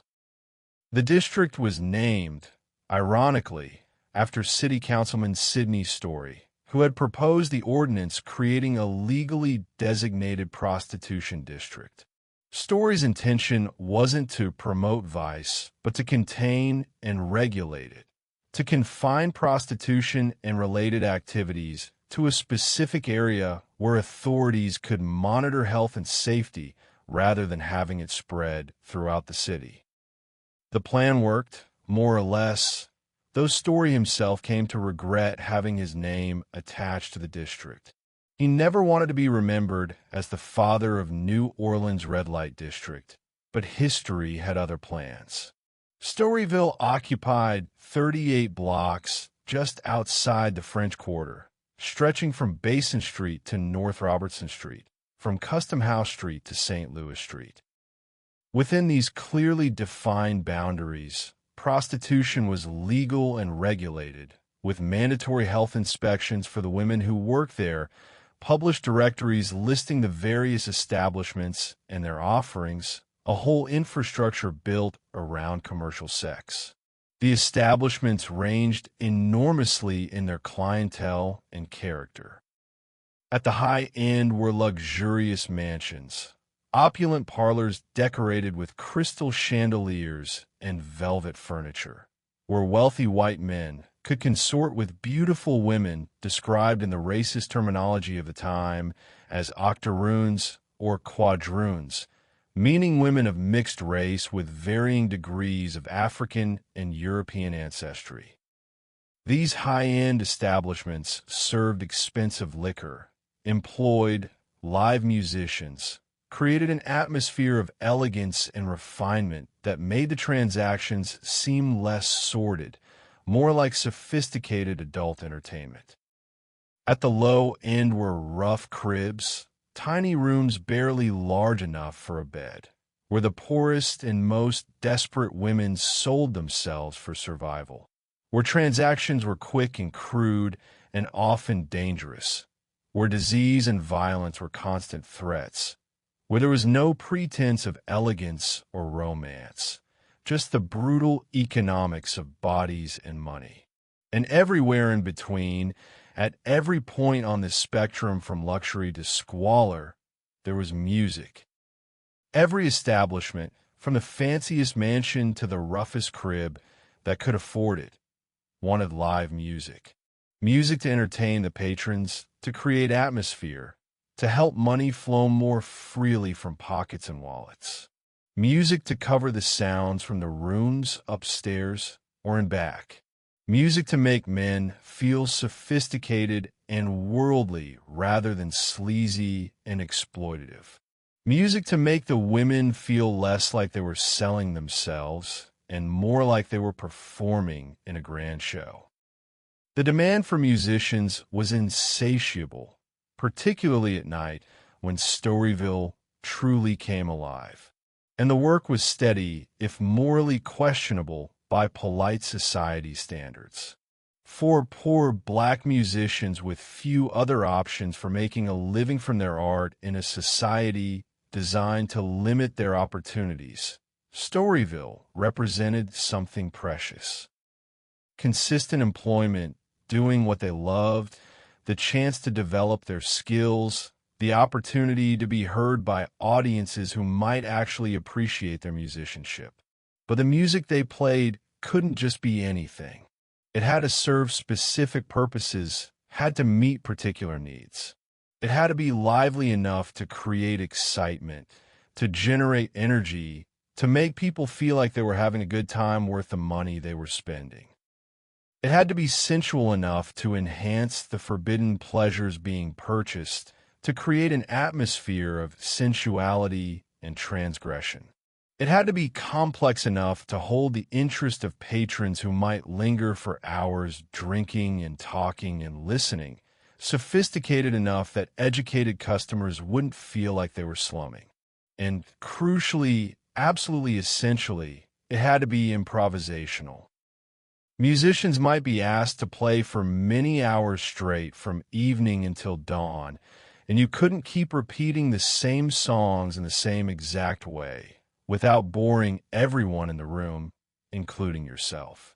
You had to vary the material, had to keep it fresh and interesting, had to spontaneously create new melodies and new variations to maintain engagement through long nights. So the musicians innovated out of necessity as much as creativity. They took familiar melodies, popular songs everyone knew, and bent them, twisted them, reimagined them on the fly. They developed sophisticated techniques for collective improvisation, where multiple musicians would spontaneously create new melodies simultaneously while still maintaining coherence as an ensemble, still playing together rather than just creating chaos. They pushed the boundaries of their instruments, finding new sounds, new timbres, new ways of creating emotion through music, new techniques that classical training would never have taught them. Buddy Bolden is often credited as the first true jazz musician, the man who took all the existing elements floating around New Orleans and combined them into something recognizably jazz, something new under the sun. Born in 1877 in the rough uptown neighborhood known as Backo Town, Bolden was a cornetist whose playing became legendary even though, tragically, no recordings of him survive to let us hear what made him so special. Those who heard Bolden play described his sound in almost mythical terms. His tone was powerful enough to be heard for blocks. They said, loud enough that people claimed they could hear him playing for miles away on quiet nights. Yet despite this power, he could also play with incredible nuance and subtlety, expressing the most delicate emotions, making his horn whisper and sigh and moan. He played in Storyville establishments, in parks throughout the city, at dances and picnics, and any other venue where people gathered and wanted music. Bolden was particularly famous for his playing of the blues, that deeply emotional musical form that originated in the agricultural South among people who'd known slavery and continued to know oppression. But Bolden didn't just play blues straight. He transformed it, speeded it up, added syncopation borrowed from ragtime, incorporated elements from dance music and marching band music, and anything else he'd heard, creating something new that contemporary listeners called ragtime, or hot music, or simply that new kind of music Buddy Bolden plays. Later generations would recognize what Bolden was creating as early jazz, but the word jazz itself wouldn't come into common use for another decade or more. The music existed before the name for it did, and Bolden, by all accounts, was the first master of this unnamed new art form, the musician others measured themselves against, the standard of excellence in a competitive musical culture where players constantly challenged each other to cutting contests, musical duels where you proved your worth through your horn.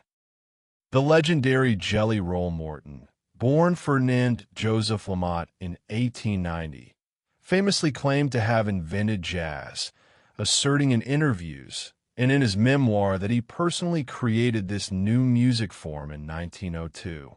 This was typical of Morton's grandiosity and almost certainly not literally true in the way he meant it.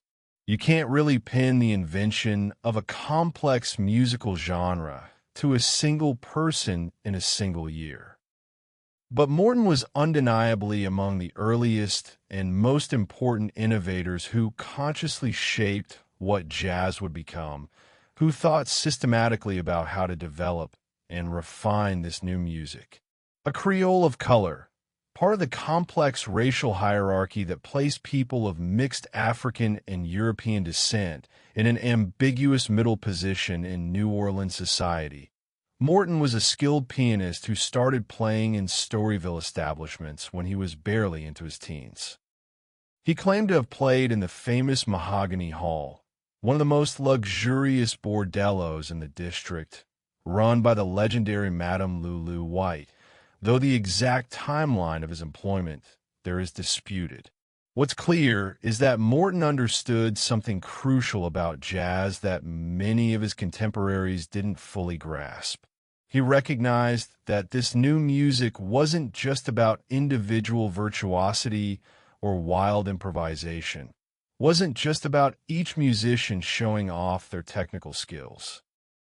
It needed structure, needed careful arrangement, needed composition as well as improvisation. The composed elements and the improvised elements had to work together, had to support and enhance each other, creating something greater than either alone could be. Morton also emphasized what he called the Spanish tinge, the Cuban and Caribbean rhythms he wove into his compositions and performances. This wasn't random or arbitrary. Morton understood that New Orleans' musical culture had been shaped by its Caribbean connections, by the immigrants from Haiti and Cuba who'd brought their musical traditions with them, by the habanera rhythm that had filtered into New Orleans music and needed to be honored and preserved in jazz. His best-known compositions, pieces like Jelly Roll Blues, published in 1915, and King Porter Stomp and Black Bottom Stomp, demonstrated how composed structure and spontaneous improvisation could blend into something extraordinary. These pieces had clear melodies and harmonic progressions that provided frameworks. But within those frameworks, musicians had tremendous freedom to create, to express, to surprise themselves and their audiences. But perhaps no single figure embodies the New Orleans jazz story, the journey from poverty and oppression to worldwide influence and immortality, quite like Louis Armstrong. Born on August 4th, 1901, into profound poverty in the roughest part of New Orleans, in a neighborhood so dangerous it was called the battlefield, young Louis grew up in circumstances that should have crushed him, that did crush many others born into similar situations. His father abandoned the family shortly after Louis was born. His mother turned to prostitution to survive. Young Louis was often left to fend for himself on dangerous streets, where violence and early death were common outcomes for boys like him. He worked odd jobs from a very young age, selling newspapers and hauling coal and anything else that might bring in a few pennies to help his struggling family. But Louis found salvation in music, or music found him. The exact details are disputed and romanticized, but the essential story is that he got into trouble, serious enough trouble that he was sent to the Colored Waifs Home for Boys, a reform school for black youth who'd run afoul of the law. Different versions say he fired a gun in celebration on New Year's Eve, or that he was arrested for a different petty crime. What matters is that in that institution, harsh in many ways, but also providing structure and opportunity, young Louis learned to play the cornet. He showed immediate natural talent, but more importantly, he showed dedication, practicing obsessively, absorbing everything he could learn from the instructors and from other boys who could play. Music became his purpose, his passion, his ticket to a different kind of life. When he left the Waifs' home in his mid-teens, he was determined to make music his career despite all the obstacles society would place in his path. By his late teens, Armstrong was playing in Storyville and other venues throughout New Orleans, eventually catching the attention of Joe King Oliver, the premier cornetist in the city and Bolden's successor as the musician everyone else tried to emulate. Oliver recognized something special in young Lewis, heard not just technical skill, but emotional depth, not just the ability to play notes, but the capacity to make his horn laugh and cry and moan and shout, to express the full range of human emotion through music. Oliver became Armstrong's mentor, teaching him not just technique, but musicianship, not just how to play, but how to create, how to take an audience on an emotional journey, how to tell stories through instrumental music. When Oliver moved to Chicago in 1919, part of the great migration of musicians leaving New Orleans for more lucrative opportunities in northern cities, young Armstrong took his place as the premier cornetist in New Orleans, still just a teenager, but already recognized as something extraordinary. Armstrong would eventually leave New Orleans himself in 1922, heading to Chicago to join Oliver's Creole jazz band, then moving to New York, then touring the world, becoming arguably the most famous and influential jazz musician who ever lived. His innovations transformed jazz multiple times over his long career. His emphasis on the solo voice within the ensemble, his development of scat singing using his voice as an instrument, his impeccable sense of time and rhythm, his ability to swing, his showmanship, his warmth and charisma. But the foundation of everything Armstrong accomplished was laid in New Orleans, in those nights playing in Storyville and at dances and on advertising wagons rolling through the streets, learning the music that would become his life's work, absorbing the culture that would shape his art. He never forgot his New Orleans roots, even when he became an international celebrity. He spoke of the city with love and nostalgia, credited it with teaching him everything important he knew about music and life. These men and others like them, Sidney Bechet on clarinet with his wide vibrato and passionate intensity, Freddie Keppert on cornet with his powerful tone and showmanship, Kid Ory on trombone with his tailgate style, created jazz in the darkness of New Orleans nights. They played in bordellos and saloons, yes, in establishments that polite society condemned and that reformers wanted to shut down. But they also played at dances and parties, at picnics and parades, at funerals and celebrations, at every sort of social gathering where people wanted music. The music belonged to the community, serving crucial social functions, bringing people together across class lines, if not always across racial ones, providing soundtrack for every aspect of Black life in New Orleans. It was dance music, spiritual music, social music, art music, entertainment music, resistance music, survival music. It was all of these things at once, refusing to be limited to a single category or purpose. The jazz funeral tradition exemplifies this multifaceted nature of New Orleans music, the way it could embrace joy and sorrow simultaneously without seeing any contradiction.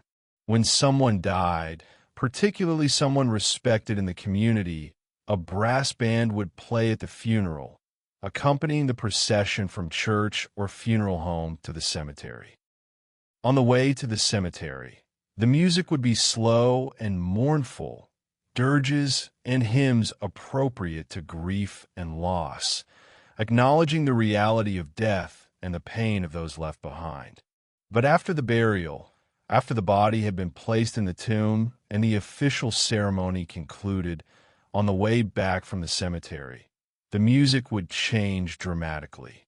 It would speed up, shift from minor to major keys, become joyful and celebratory. This wasn't disrespect for the dead. This was celebration of the deceased release from earthly suffering, acknowledgement that they completed their journey and entered into heavenly glory, affirmation that life continues for the living who must go on. These funerals often stretched into evening as the procession wound through the streets, and the joyful music after burial could transform what started as a solemn ceremony into an all-night celebration of life. The second line, the crowd of dancers and celebrants who followed the official funeral procession, would grow as the music got livelier and more infectious. People would join spontaneously, drawn by the music, adding their own dancing and celebrating to the collective expression of community solidarity in the face of death. What started as perhaps 50 people at the church might become hundreds by the time the procession reached its destination, with the second-line dancers doing their distinctive shuffling, strutting steps, waving handkerchiefs or umbrellas, creating a moving celebration through the streets. This transformation from mourning to celebration, from acknowledging death to affirming life, from tears to laughter, captures something essential about New Orleans culture and about the jazz that expresses that culture. This embrace of joy alongside sorrow, of celebration despite hardship, of beauty created from and against oppression, defines New Orleans jazz at its core. The musicians who created this music lived extraordinarily hard lives by any standard. Many died young from disease, from violence, from the cumulative toll of poverty and racism and the general hardships of life in a society designed to keep them down. Buddy Bolden spent the last 3 decades of his life in a mental institution, his brilliant mind destroyed by mental illness. Many others died in their 30s or 40s of tuberculosis or other diseases that prosperity might have prevented. But in their music, they transcended these circumstances completely. They created something that could never be taken from them, something that would outlive them by generations, something that proved their humanity and artistry in ways that no amount of oppression could deny. The music was their freedom, their dignity, their immortality. When the federal government shut down Storyville in 1917, ostensibly to protect soldiers and sailors stationed in New Orleans during World War I from the moral corruption of prostitution, it inadvertently triggered what historians call the Great Migration of jazz musicians to other cities. The closing of Storyville eliminated the most reliable source of steady musical employment in New Orleans. Musicians who'd been making decent livings playing every night suddenly found themselves without work. Joe King Oliver had already moved to Chicago in 1919. Louis Armstrong followed in 1922. Jelly Roll Morton headed to California and then to Chicago. Sidney Bechet went to Europe. Kid Ory moved to Los Angeles. Countless other musicians, famous and obscure, followed these pioneers northward and westward, taking their music with them, spreading jazz to Chicago, New York, Los Angeles, Kansas City, and eventually to the entire world.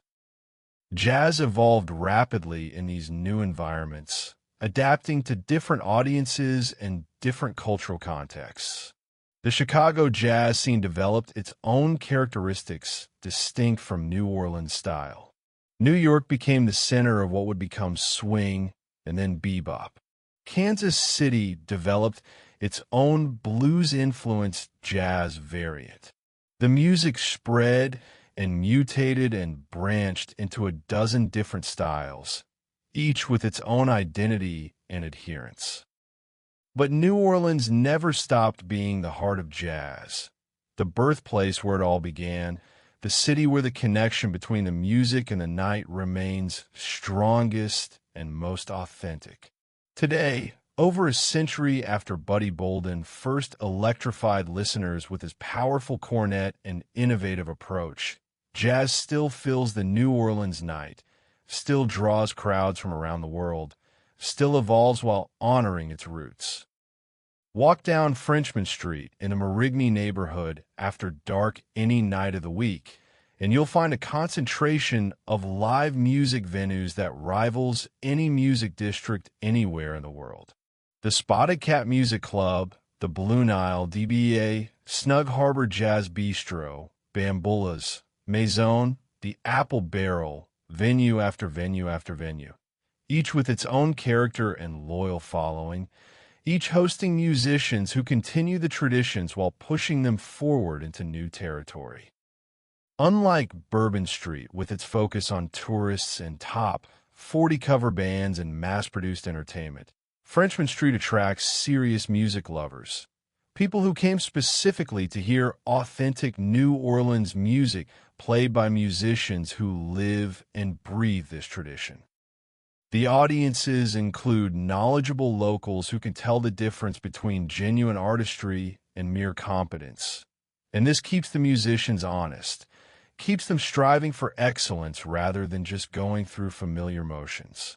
The music you'll hear on Frenchmen Street varies wildly from venue to venue, sometimes from set to set within the same venue. Traditional New Orleans jazz, with its collective improvisation and emphasis on melody and rhythm. Modern jazz, with complex harmonies and extended solos that push technical and intellectual boundaries. Brass band music with its infectious rhythms and party atmosphere. Music designed to make you move whether you want or not. Blues dripping with emotion and history. R&B, funk, zydeco, rock, all played with that particular New Orleans feel that's hard to define in words, but impossible to mistake once you've heard it. And the musicians themselves represent every possible demographic and background.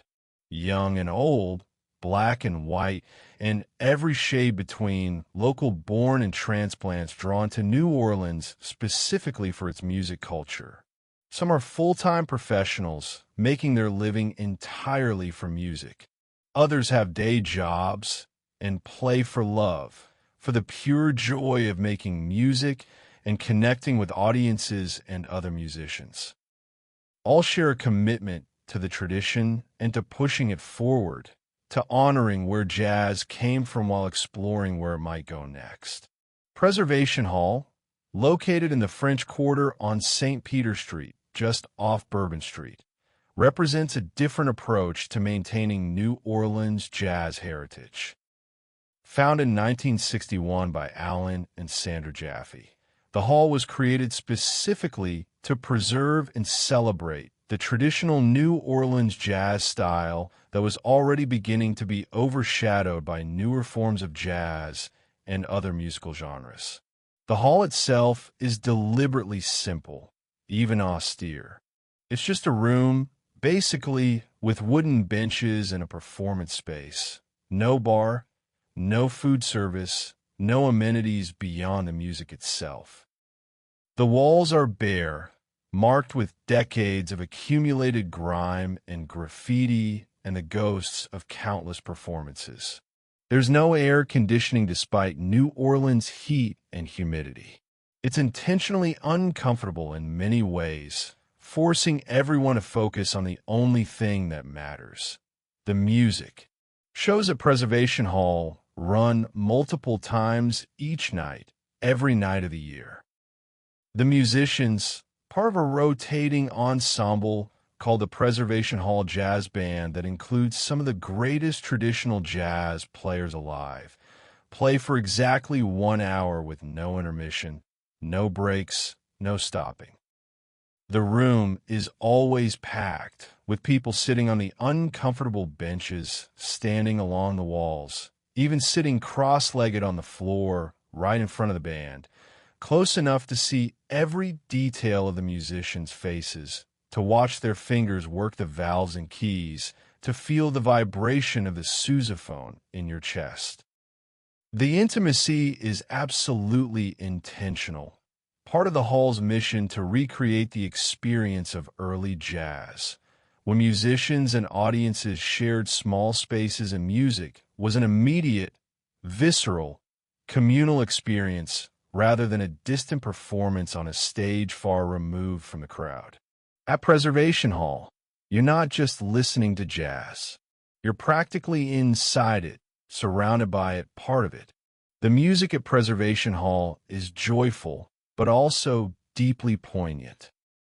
These traditional jazz standards, when the Saints go marching in down by the riverside, St. James Infirmary blues, Basin Street blues, they carry the accumulated weight of generations. They were played at funerals for people long dead, at celebrations for victories long past, in venues that no longer exist, by musicians who left no recordings behind. They represent a particular moment in American cultural history, the brief window when New Orleans jazz developed into its classic form before spreading and transforming into all the various styles that followed. Yet the music doesn't feel like a museum piece or a historical recreation. It's alive, immediate, responsive to the particular energy in the room that night and to the specific configuration of musicians playing together. No two shows at Preservation Hall are ever identical, because improvisation remains absolutely central to the music, because the musicians are creating in real time as well as preserving tradition, because jazz is inherently a living art form that resists fossilization. Outside Preservation Hall most nights, particularly on weekends, street musicians gather, brass bands setting up on corners, usually younger players working their way up, developing their skills, earning tips from passersby. Their enthusiasm might exceed their technical polish, but that's part of the authentic New Orleans jazz experience. Jazz in this city has always been passed down through mentorship and practice, through learning by doing rather than through formal education. These young brass bands on street corners are part of that living tradition. The latest generation learning the music the same way their predecessors did a century ago. Further into the night, after the ticketed venues close their doors and the paying audiences thin out and head home or to hotels, the real magic of New Orleans jazz reveals itself.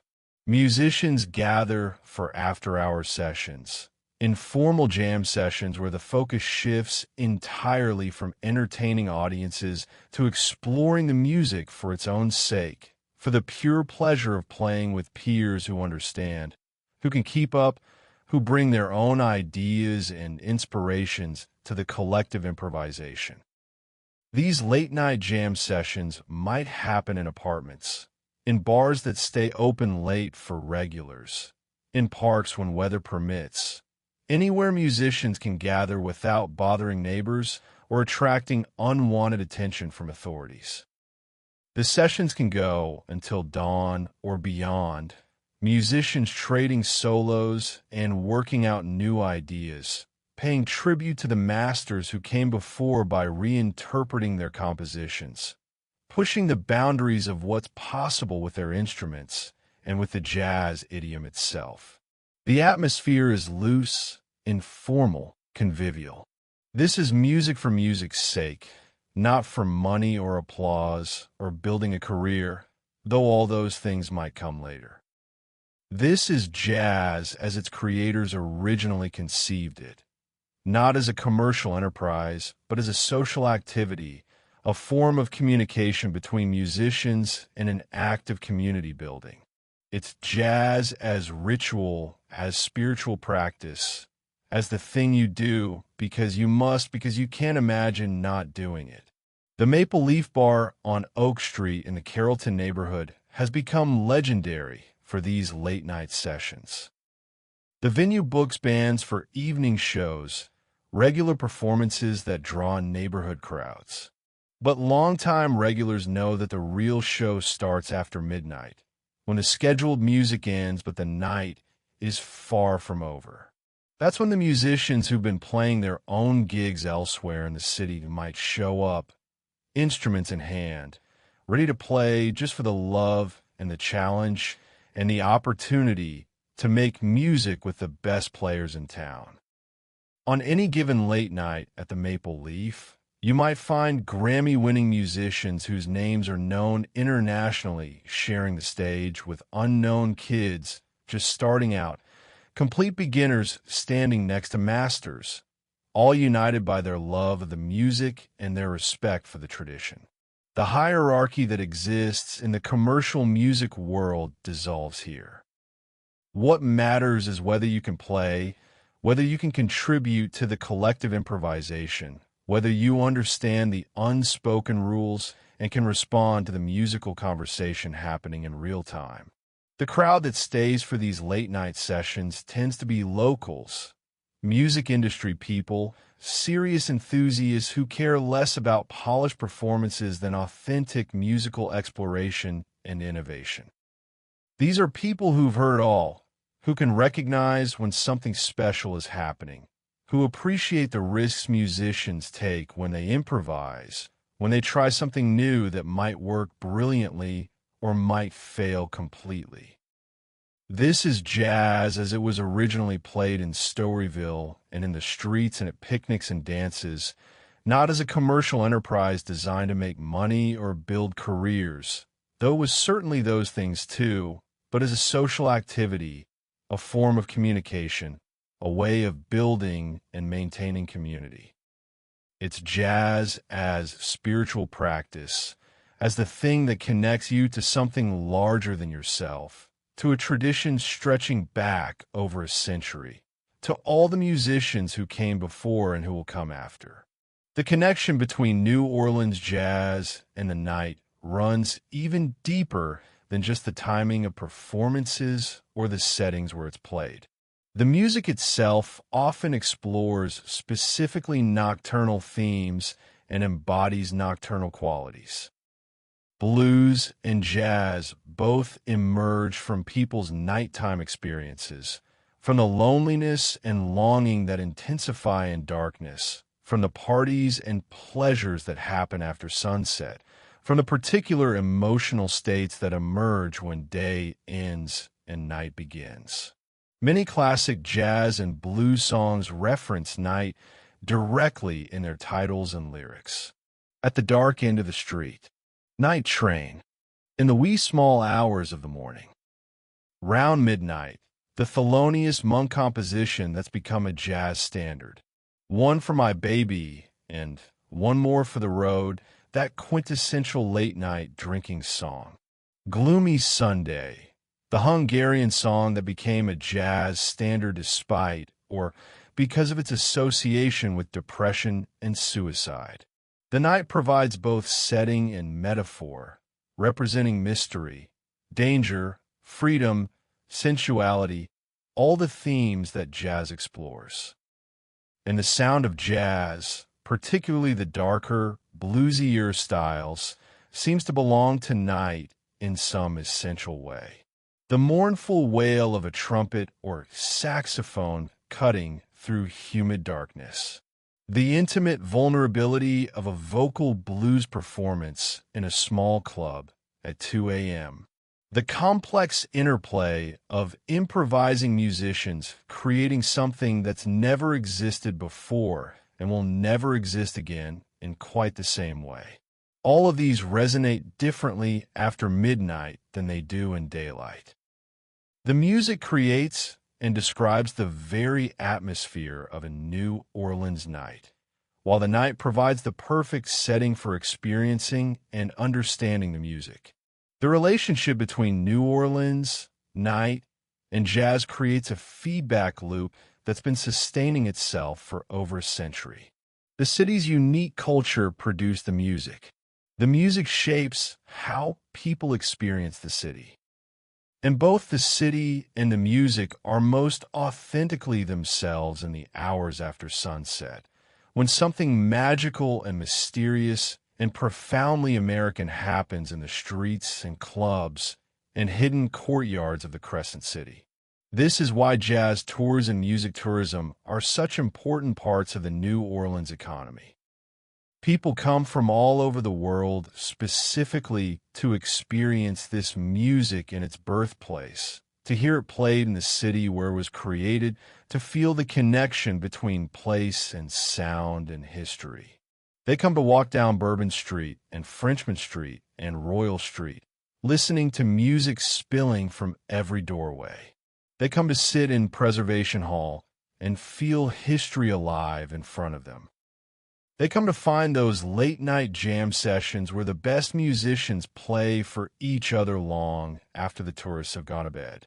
And when they leave New Orleans, many of these visitors take something of the city's musical spirit with them, spreading the gospel of jazz to their home cities and countries, keeping alive the flame that was lit in Storyville and Congo Square over a century ago. The music that was born in darkness, from oppression and poverty, from a need to create beauty despite circumstances designed to crush the spirit. That music has become one of America's greatest gifts to the world, one of humanity's highest artistic achievements. And it all started here in New Orleans in the night, when musicians whose names we don't even know picked up their instruments and started playing something new, something that had never existed before, something that would change music forever. Section 4. Haunted Architectures and Spectral Dwellers.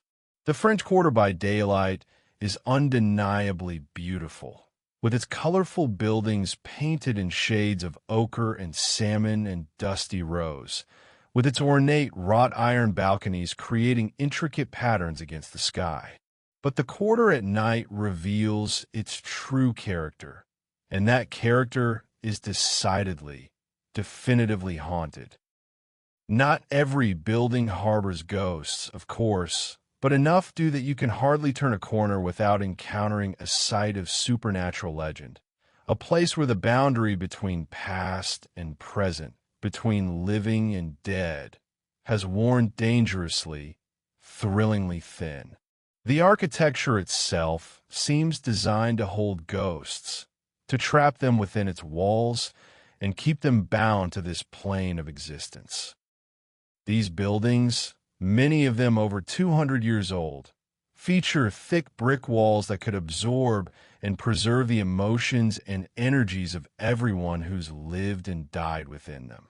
Hidden courtyards and secret passages, narrow stairways leading to attics and basements, shuttered windows that keep the interior dark even at noon, all create spaces where ghosts might linger unnoticed, where the past might persist in pockets invisible to casual observation.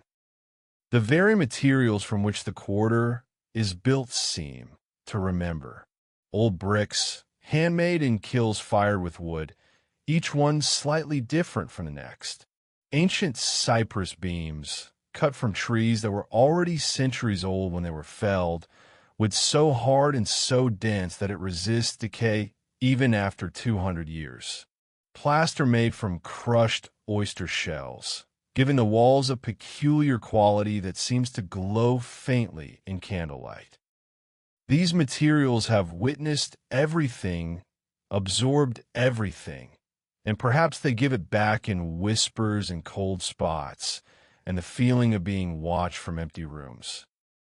Let us begin our nocturnal tour of the quarter's most haunted locations with perhaps the most infamous, the house at 1140 Royal Street, known throughout the world as the La Laurie Mansion, the house of horrors where unspeakable cruelty occurred in the 1830s and where the screams of the tortured still echo, they say, in the darkest hours of the night. The mansion was built in 1832 for Dr. Louis La Laurie and his wife, Delphine, a beautiful woman from a prominent New Orleans family, a member of high society who hosted elaborate parties and was admired for her elegance and charm. The house reflected their status, a grand three-story mansion in the Greek Revival style that dominated wealthy New Orleans architecture at the time. 3 stories above ground and extensive slave quarters in the attached wing, the whole complex occupying a prime location in the heart of the French Quarter. For several years, everything seemed normal from the outside. The Lalauries hosted parties where they served fine food and wine to the cream of New Orleans society. Delphine wore beautiful gowns and jewelry. The doctor practiced medicine. They appeared to be a respectable, even admirable couple, pillars of the community, exemplars of refined Southern aristocracy. But on April 10th, 1834, a fire broke out in the mansion's kitchen. When neighbors and firefighters responded, they discovered something that shocked even a city familiar with the brutalities of slavery. In the slave quarters, locked in the attic, they found enslaved people who'd been subjected to torture so horrific that many of those who saw them couldn't speak of it afterward without becoming physically ill. The exact details have been disputed and possibly exaggerated over the years, but even the most conservative historical accounts agree that what was found in that attic was appalling beyond measure. People chained to walls or to makeshift operating tables, showing evidence of prolonged torture and medical experimentation. Bodies that had been mutilated in ways that served no purpose beyond causing maximum suffering. Evidence of starvation and beatings and cruelties that suggested Madame Lalaurie had been using enslaved people as subjects for sadistic experiments or simply for her own twisted entertainment. News of the discovery spread through New Orleans like wildfire, if you'll pardon the expression. A mob formed outside the mansion, thousands of people outraged, even in a society that accepted slavery, because what Delphine Lalaurie had done went far beyond even the appalling norms of the time. The mob wanted justice, wanted vengeance, wanted to tear Madame Lalaurie apart with their bare hands. But she escaped. Some accounts say she and her husband fled in a carriage while the mob was still gathering. Others claim she was smuggled out of the city by sympathetic friends. Most historians believe she fled to France, where she died in 1849, though even this isn't certain. Some conspiracy theories suggest she was secretly returned and buried in New Orleans, possibly in St. Louis Cemetery No. 1, though no definitive proof exists. The mansion itself was severely damaged by the mob, who ransacked it and destroyed much of the interior out of rage and disgust at what had happened within those walls. Over the subsequent decades, the building went through numerous owners and incarnations. It served as a conservatory for young ladies, a school, a refuge for young delinquents, a tenement for Italian immigrants, a furniture store, a bar, and numerous other purposes, none of which lasted long because of what people experienced in the building. The reports have been remarkably consistent across nearly 2 centuries and across owners and tenants who had no connection to each other. Screams heard coming from empty rooms, particularly from the attic where the torture took place. The sounds of chains dragging across floors. Apparitions of enslaved people, some still bearing the marks of their torture, appearing briefly before vanishing. Cold spots that persist even in the brutal New Orleans summer heat. The feeling of being watched, of hostile presence, of rage that hasn't diminished despite the passage of time. Some visitors and former residents report being physically attacked by unseen forces, scratches appearing on their skin, being pushed or shoved by invisible hands. objects flying across rooms seemingly of their own accord. The spirits in this house, if spirits they are, seem to be angry, trapped, unable, or unwilling to move on from the place of their suffering. The mansion gained renewed attention in 2007 when actor Nicolas Cage bought it, reportedly with the intention of using it as inspiration for writing a horror novel. Cage's ownership was brief and ended in financial problems, leading some to joke that the house cursed him, though his financial difficulties were probably related to his general spending habits rather than supernatural intervention. The mansion also served as a primary location in the third season of American Horror Story, titled Coven, which aired in 2013. The show, while fictional and heavily fictionalized in its portrayal of voodoo and New Orleans history, brought renewed interest to the LaLaurie story and to the house itself. Kathy Bates played Madame LaLaurie in a chilling performance that captured the horror of what happened there. Today, the mansion is privately owned and not open to the public, though that doesn't stop tourists and ghost hunters from gathering outside, taking photographs, hoping to capture some evidence of the supernatural activity reported within.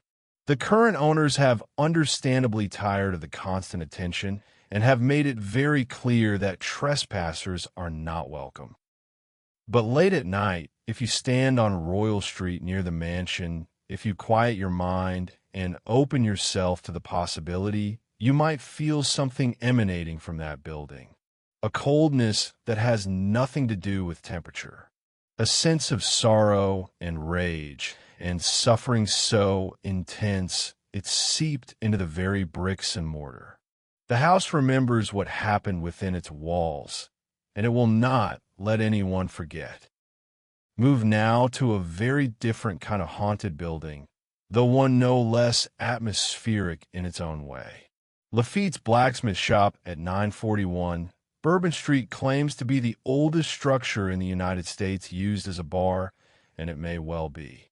The building dates from the late 1700s, before the great fires that destroyed most of the French Quarter, making it one of the very few surviving examples of the original French colonial architecture. The building is named after Jean Lafitte, the famous pirate and privateer who operated in the Gulf of Mexico in the early 19th century. Legend claims the building actually served as a front for Lafitte's smuggling operations, that while it officially operated as a blacksmith shop, it was really a place where Lafitte and his brother Pierre fenced stolen goods and planned their operations. Whether this is historically accurate or romanticized legend is debated, but the association with the Lafitte brothers is too deeply embedded in the building's identity to ever be separated from it. The structure is made of briquettes entre poteaux, bricks between posts, with the posts made of cypress, and the bricks made from mud dredged from the Mississippi River. The building has no electricity, relying entirely on candlelight after dark, which creates an atmosphere unlike any other bar in the city. Walking into Lafitte's at night is like stepping back in time, entering a space lit as it would have been 200 years ago, with shadows dancing on ancient walls and candle flames reflected in bottles behind the bar. The ghosts reported here are less dramatic than at the LaLaurie mansion, less violent in their manifestations, but no less persistent. The spirit of Jean Lafitte himself is said to haunt the building, appearing as a shadowy figure in period clothing, sometimes standing at the bar as if waiting for a drink, sometimes seen briefly in the courtyard before vanishing. Patrons and staff report hearing footsteps on the second floor when no one is up there. Glasses move on their own. Candles relight themselves after being extinguished. Cold spots move through rooms as if someone invisible is walking past. The atmosphere in Lafitte's, especially late at night after the early tourists have gone and only the serious drinkers and believers remain, is thick with history and presence. You can feel the weight of all the time that's passed, all the people who've drunk here, all the stories that have unfolded within these walls. Whether the specific ghost stories are literally true or whether they're expressions of this sense of accumulated history almost doesn't matter. The place feels haunted, and that feeling is real regardless of what causes it. A few blocks away at 1132, Royal Street stands another building with dark history, though its haunting is perhaps more subtle than either the La Laurie Mansion or Lafitte's. The Sultan's Palace, as it's known locally, earned its name from a tragic event that occurred in the 1860s. The story goes that a wealthy man claiming to be a Turkish sultan rented the house, bringing with him a household of servants, including several women who appeared to be his harem, though they might have been slaves or captives. The Sultan lived lavishly, hosting parties and displaying enormous wealth, arousing curiosity and some suspicion among neighbors who wondered about the source of his money and the status of the women in his household. Then one morning, neighbors noticed blood seeping from under the door. When authorities forced entry, they discovered a horror scene. Everyone in the house had been brutally murdered, dismembered in what appeared to be ritualistic killings. The Sultan himself was found buried alive in the courtyard garden, his hands visible above the dirt, suggesting he'd been trying to claw his way out before he suffocated. The murders were never solved. Whether they were committed by enemies from the Sultan's past, by someone seeking his wealth, by rivals in some criminal enterprise, or even by the enslaved or captive women seeking revenge for their treatment, no one knows. The killer or killers were never identified or caught. The building has changed hands many times since then, serving various purposes, including luxury apartments. Residents and visitors report seeing apparitions in Turkish-style clothing, particularly women in veils. They hear screams and sounds of struggle, especially in the courtyard where the Sultan was buried. They smell incense and exotic spices with no source. Animals refuse to enter certain rooms. Children who live in the building sometimes speak of the people they see who adults can't perceive. The supernatural activity reported here seems to reenact the murders, playing out the tragedy over and over as if the victims are trapped in their final moments, unable to move beyond the violence that ended their lives. It's a haunting rooted in trauma, in sudden death, in mysteries never resolved. Wander now to 919 Royal Street, to the building that houses what's now the Bourbon Orleans Hotel. This site has an even longer and more complex history of tragedy. The land was originally home to a convent and school run by the Sisters of the Holy Family, an order of African-American nuns. During yellow fever epidemics, particularly the devastating outbreak of 1853, the building served as a hospital and orphanage. Yellow fever, transmitted by mosquitoes in the swampy environment of New Orleans, killed thousands regularly throughout the 19th century. The disease was poorly understood at the time, and treatments were largely ineffective. Mortality rates were horrific, particularly among children. The orphanage at this site took in children who'd lost their parents to the fever, but many of these children were themselves infected and died despite the sisters' care. Later, after the orphanage closed, the building served as a ballroom where elegant dances were held, where wealthy white New Orleanians waltzed and conducted social business. The contrast between this use and its previous incarnation as a place of suffering and death creates a kind of psychic dissonance that some sensitive people can still feel. The hotel that now occupies the site is considered one of the most haunted in New Orleans, and that's saying something in a city full of haunted hotels. The ghosts most commonly reported are children, the orphans who died of yellow fever. Guests hear children laughing and playing in empty hallways. They see small figures running past doorways. They find toys moved in rooms where no children are staying. The children seem playful rather than threatening, but their presence is undeniable to those who experience it. There's also reported a Confederate soldier who appears in the lobby and on certain floors. Though why a Confederate soldier would haunt this particular building is unclear. And there's a ghostly woman in 19th century clothing who dances alone in empty ballrooms, endlessly waltzing to music only she can hear, a remnant perhaps of the building's time as a fashionable gathering place for wealthy society.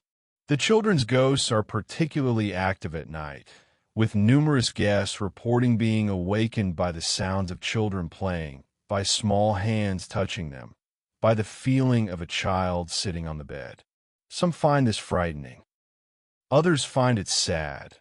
These children who died so young, still seeking the comfort and play they were denied in life. Cross now to the old Ursuline convent at 1100 Chartres Street, the oldest building in the Mississippi Valley, dating from 1752. The convent was home to Ursuline nuns who came to New Orleans to educate girls and care for the sick. But the building has accumulated legends far darker than its actual religious use might suggest. The most persistent legend involves the casket girls, young women shipped from France to New Orleans in the 18th century to become brides for the largely male colonial population. They were called casket girls because each arrived with a small trunk, a casket in French, containing her belongings.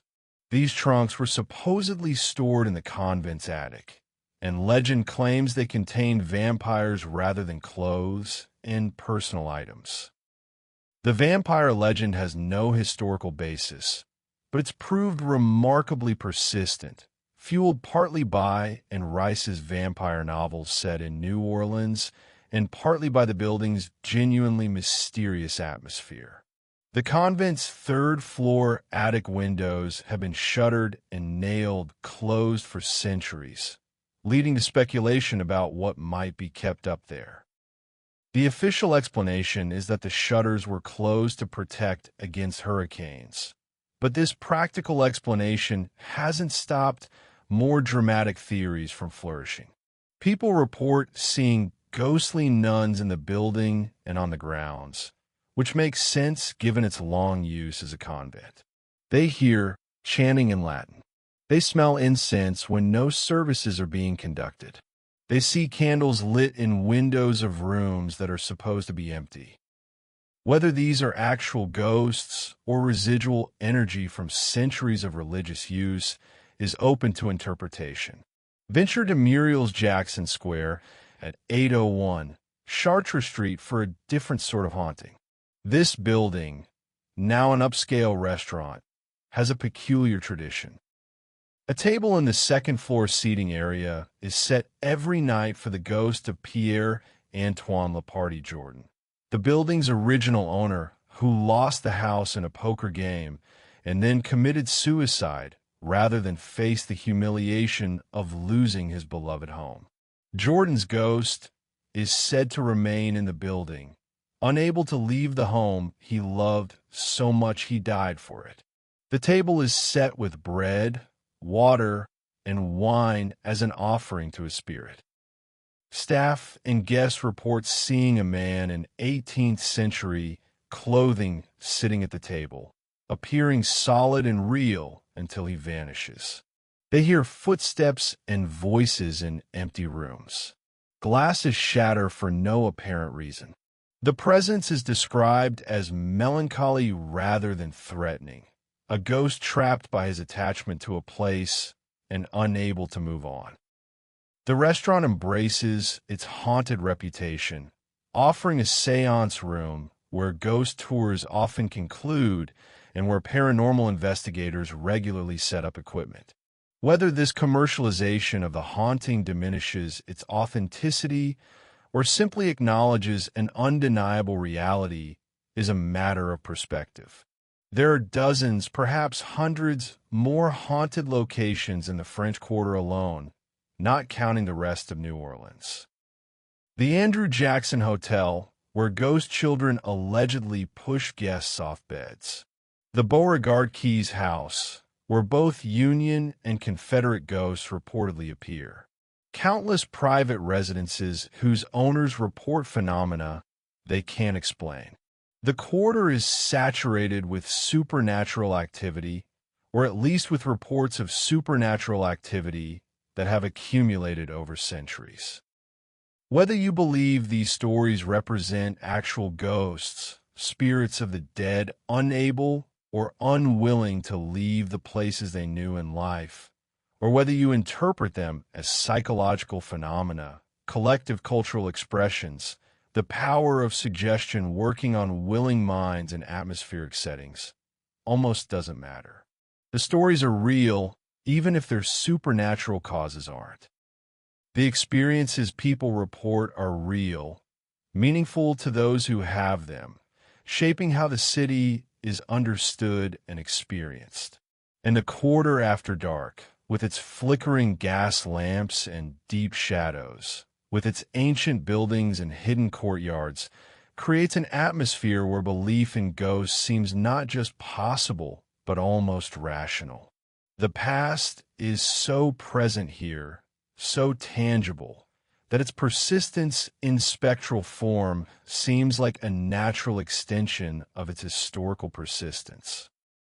Late at night, when you walk alone down Royal Street or Chartres Street, when the crowds have thinned and the only sounds are distant music and your own footsteps on ancient stones, you might find yourself believing in ghosts despite your rational mind's objections. You might feel watched from dark windows. You might see movement in your peripheral vision that vanishes when you look directly. You might hear your name whispered by a voice you don't recognize. And whether these experiences represent actual supernatural encounters or simply the power of atmosphere and suggestion working on your imagination, they're real in the moment, real enough to raise the hair on the back of your neck, real enough to quicken your pace as you walk past the La Laurie mansion, real enough to make you glance over your shoulder to see if anyone, living or dead, is following you through the haunted streets of the French Quarter. This is New Orleans after midnight, where the dead walk alongside the living, where history refuses to stay buried, where ghosts are as much a part of the landscape as the buildings they inhabit. This is the town that never slept, even in death. Section 5. Bourbon Street and Frenchmen Street after dark. There are two beating hearts of New Orleans nightlife, two centers of nocturnal energy that represent different aspects of what the city becomes after dark. Bourbon Street, with its neon chaos and unrestrained revelry, and Frenchmen Street, with its authentic music and local flavor. To understand New Orleans at night, you must understand both, must experience the contrast between tourist spectacle and genuine culture, between performance and authenticity. Bourbon Street is famous, infamous even, as the ultimate party street, the place where inhibitions dissolve and excess is not just tolerated but celebrated. Its reputation precedes it, appearing in countless movies and television shows and songs, always depicted as a place of wild abandon where anything goes. And that reputation, while exaggerated, isn't entirely undeserved. Bourbon Street after dark really is a spectacle unlike anything else in America. The street transforms completely as evening falls. During the day, it's almost quiet, with most businesses closed or operating at minimal capacity. But as darkness descends, the neon comes alive. Every bar, every strip club, Every souvenir shop blazes with electricolor. Red and blue and green and purple lights reflect off puddles and create a kaleidoscope effect as you walk down the street. Music pours from every doorway, competing genres creating a chaotic but somehow functional soundtrack. The crowds begin to gather, growing denser as night progresses. By midnight on a weekend, Bourbon Street is so packed you can barely move. Thousands of people pressed together, all in various states of intoxication and celebration. The famous Go Cup tradition allows you to carry alcoholic drinks on the street. So everyone seems to be holding a hurricane or a hand grenade or some other massive sweet frozen drink served in containers designed to be souvenirs as much as vessels. The balconies above the street fill with people who throw beads down to the crowds below, reenacting Mardi Gras traditions year-round. People on the street expose themselves to earn beads, turning the whole spectacle into a kind of ongoing performance where everyone is both audience and actor. It's vulgar and crass and excessive and exactly what everyone expects, which is both its appeal and its limitation. But Bourbon Street isn't just one thing. It's actually multiple layers existing simultaneously, different experiences available depending on what you're seeking. The tourist section, roughly from Canal Street to St.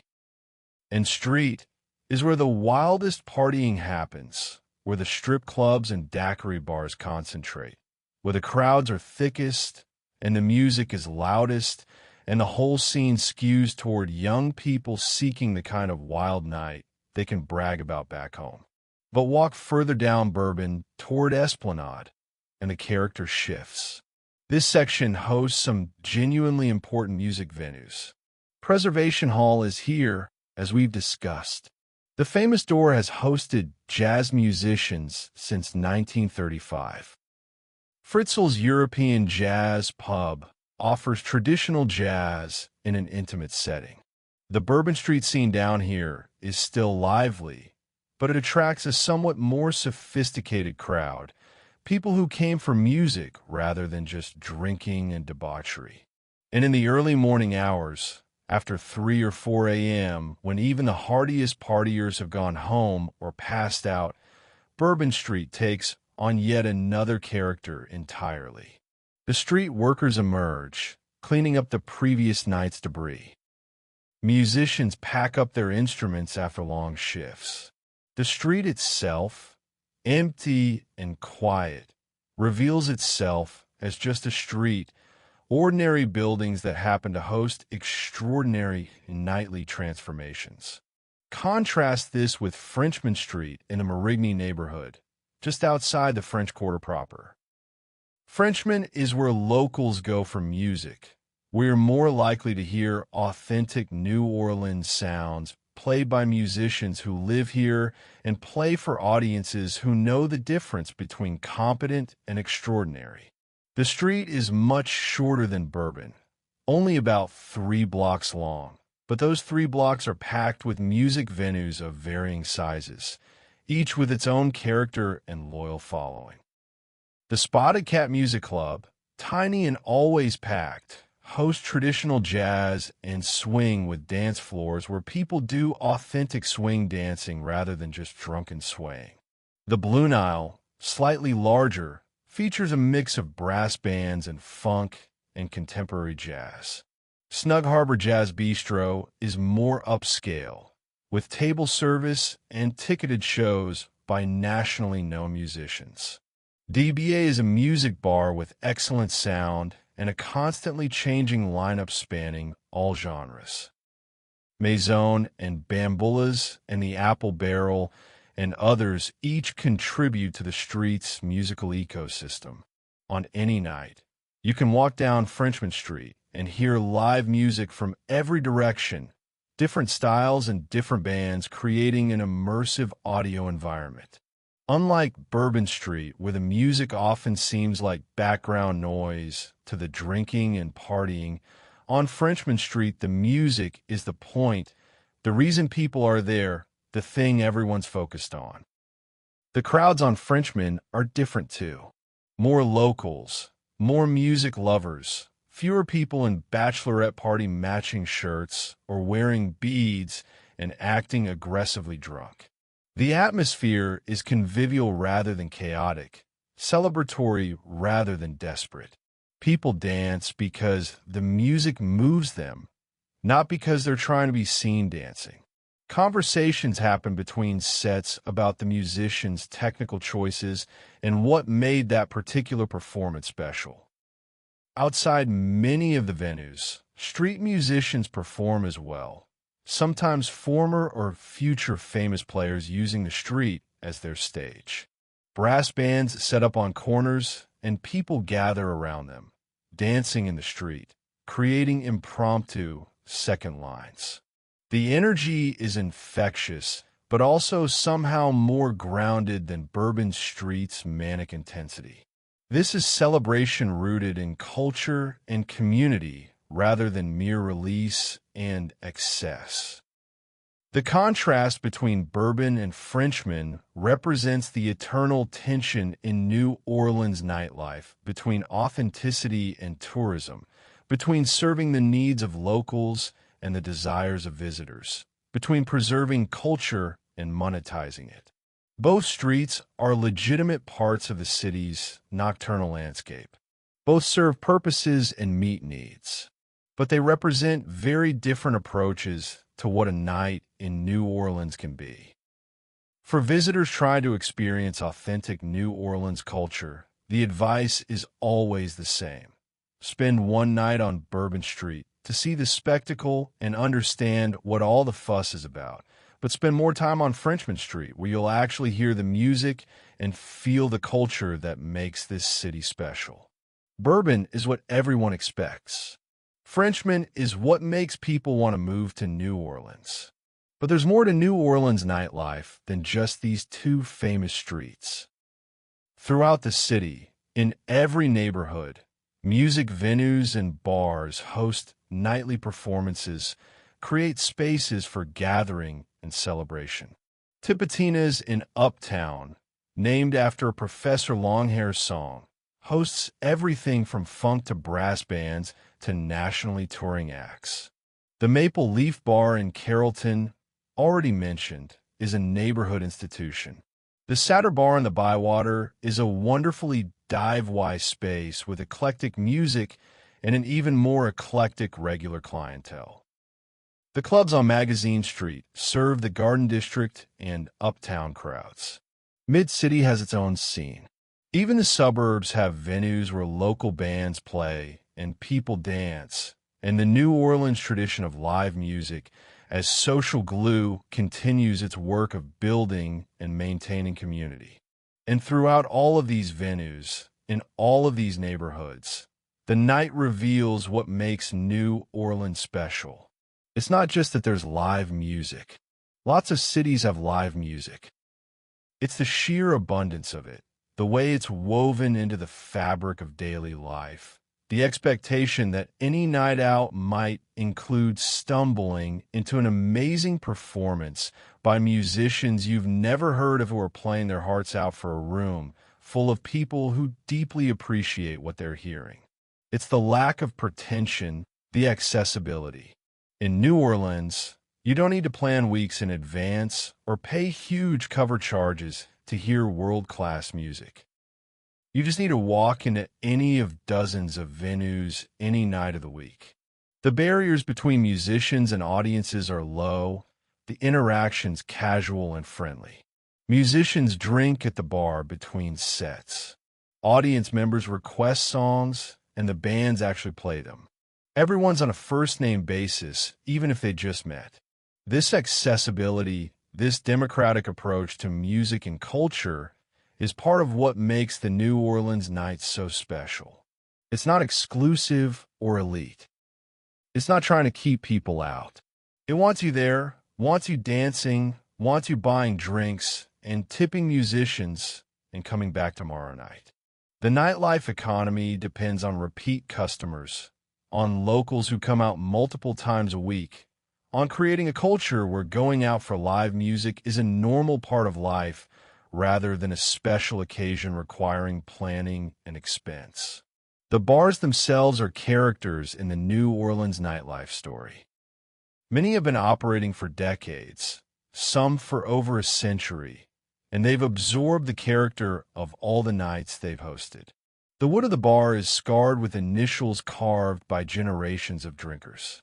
The walls are covered with photos of musicians and Mardi Gras memorabilia and strange artwork accumulated over years. The bathrooms are covered with graffiti and stickers creating unintentional folk art installations.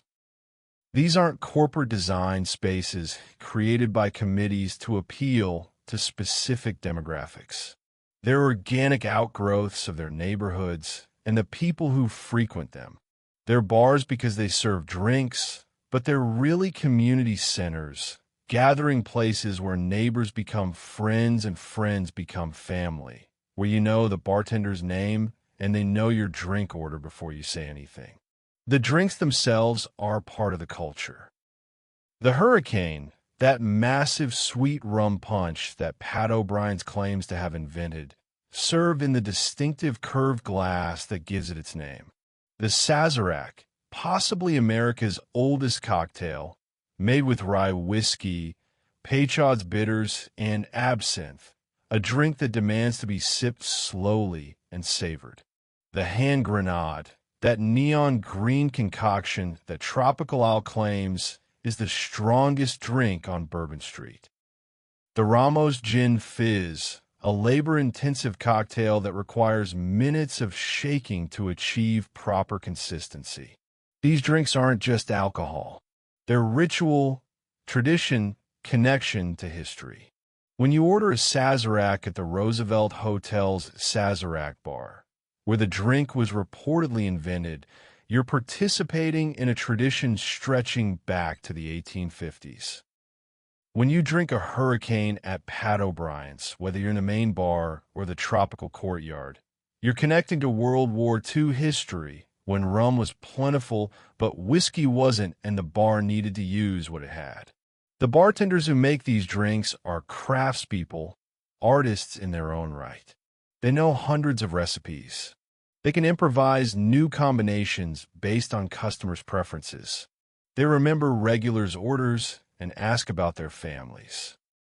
They're therapists and historians and entertainers all at once, managing the energy of the room, knowing when to chat and when to let people be, reading the subtle cues that tell them when someone needs another drink or needs to be cut off for their own good. As night deepens and progresses toward dawn, the character of the nightlife shifts again. The early evening crowds, often including families with children getting dinner before heading back to hotels, fade away completely. The tourists who came for culture and atmosphere but plan to be in bed by midnight retire.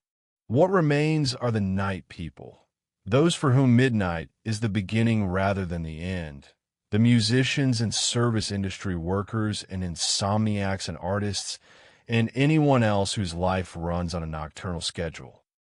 This is when the second lines sometimes form spontaneously, brass bands leading crowds through the streets with people dancing behind them, reclaiming public space for celebration and community.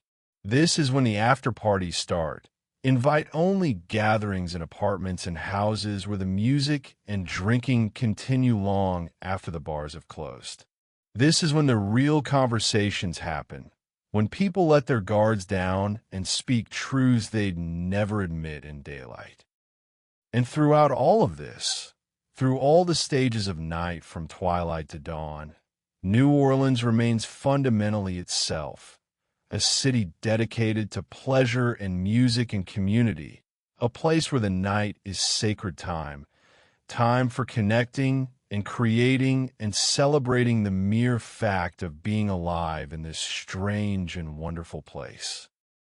Bourbon Street and Frenchmen Street, for all their differences, both embody this dedication to nocturnal life, this understanding that some things can only happen after dark, that night is when the masks come off, or perhaps when we put on our true masks, revealing who we really are beneath the respectable facades we maintain during business hours. The famous New Orleans saying, "Laissez les bons temps rouler," let the good times roll, isn't just a tourist slogan. It's a philosophy, an approach to life that prioritizes joy and connection and celebration, even in the face of hardship and tragedy, and the knowledge that hurricanes and floods and diseases have destroyed this city multiple times and will probably destroy it again someday. The response isn't to hunker down in grimness, but to party while you can, to make music and drink and dance and love and live as fully as possible in the time you're given. And nowhere is this philosophy more visible, more tangible, more actively practiced than on the streets of New Orleans after midnight, when the night belongs to those who understand its gifts, who can receive its blessings, who know how to let the good times roll until the sun rises and reality intrudes once more. Part 6. Cemeteries and Moonlight. New Orleans has been called the City of the Dead. And once you've seen the cemeteries, once you've walked among the above-ground tombs that look like miniature houses for the deceased, you understand why this nickname fits. The city has 42 cemeteries within its limits, and many of them are as famous, as historically significant, as haunted as any building in the quarter. And at night, when moonlight casts shadows between the tombs and the gates are locked to keep the living out, the cemeteries take on a quality that's both eerie and beautiful, melancholy and somehow comforting. The tradition of above-ground burial in New Orleans isn't just a cultural preference.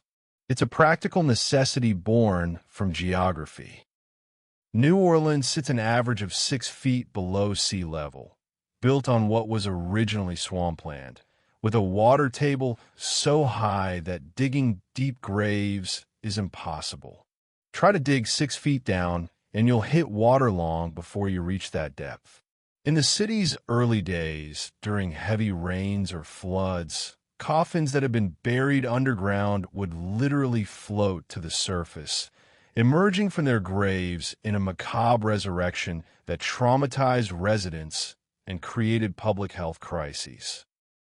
The solution, borrowed from Spanish and French traditions and adapted to New Orleans' unique circumstances, was above-ground burial in tombs that look like miniature houses or temples. The wealthy built elaborate family tombs, multi-chamber structures that could hold generations of deceased relatives.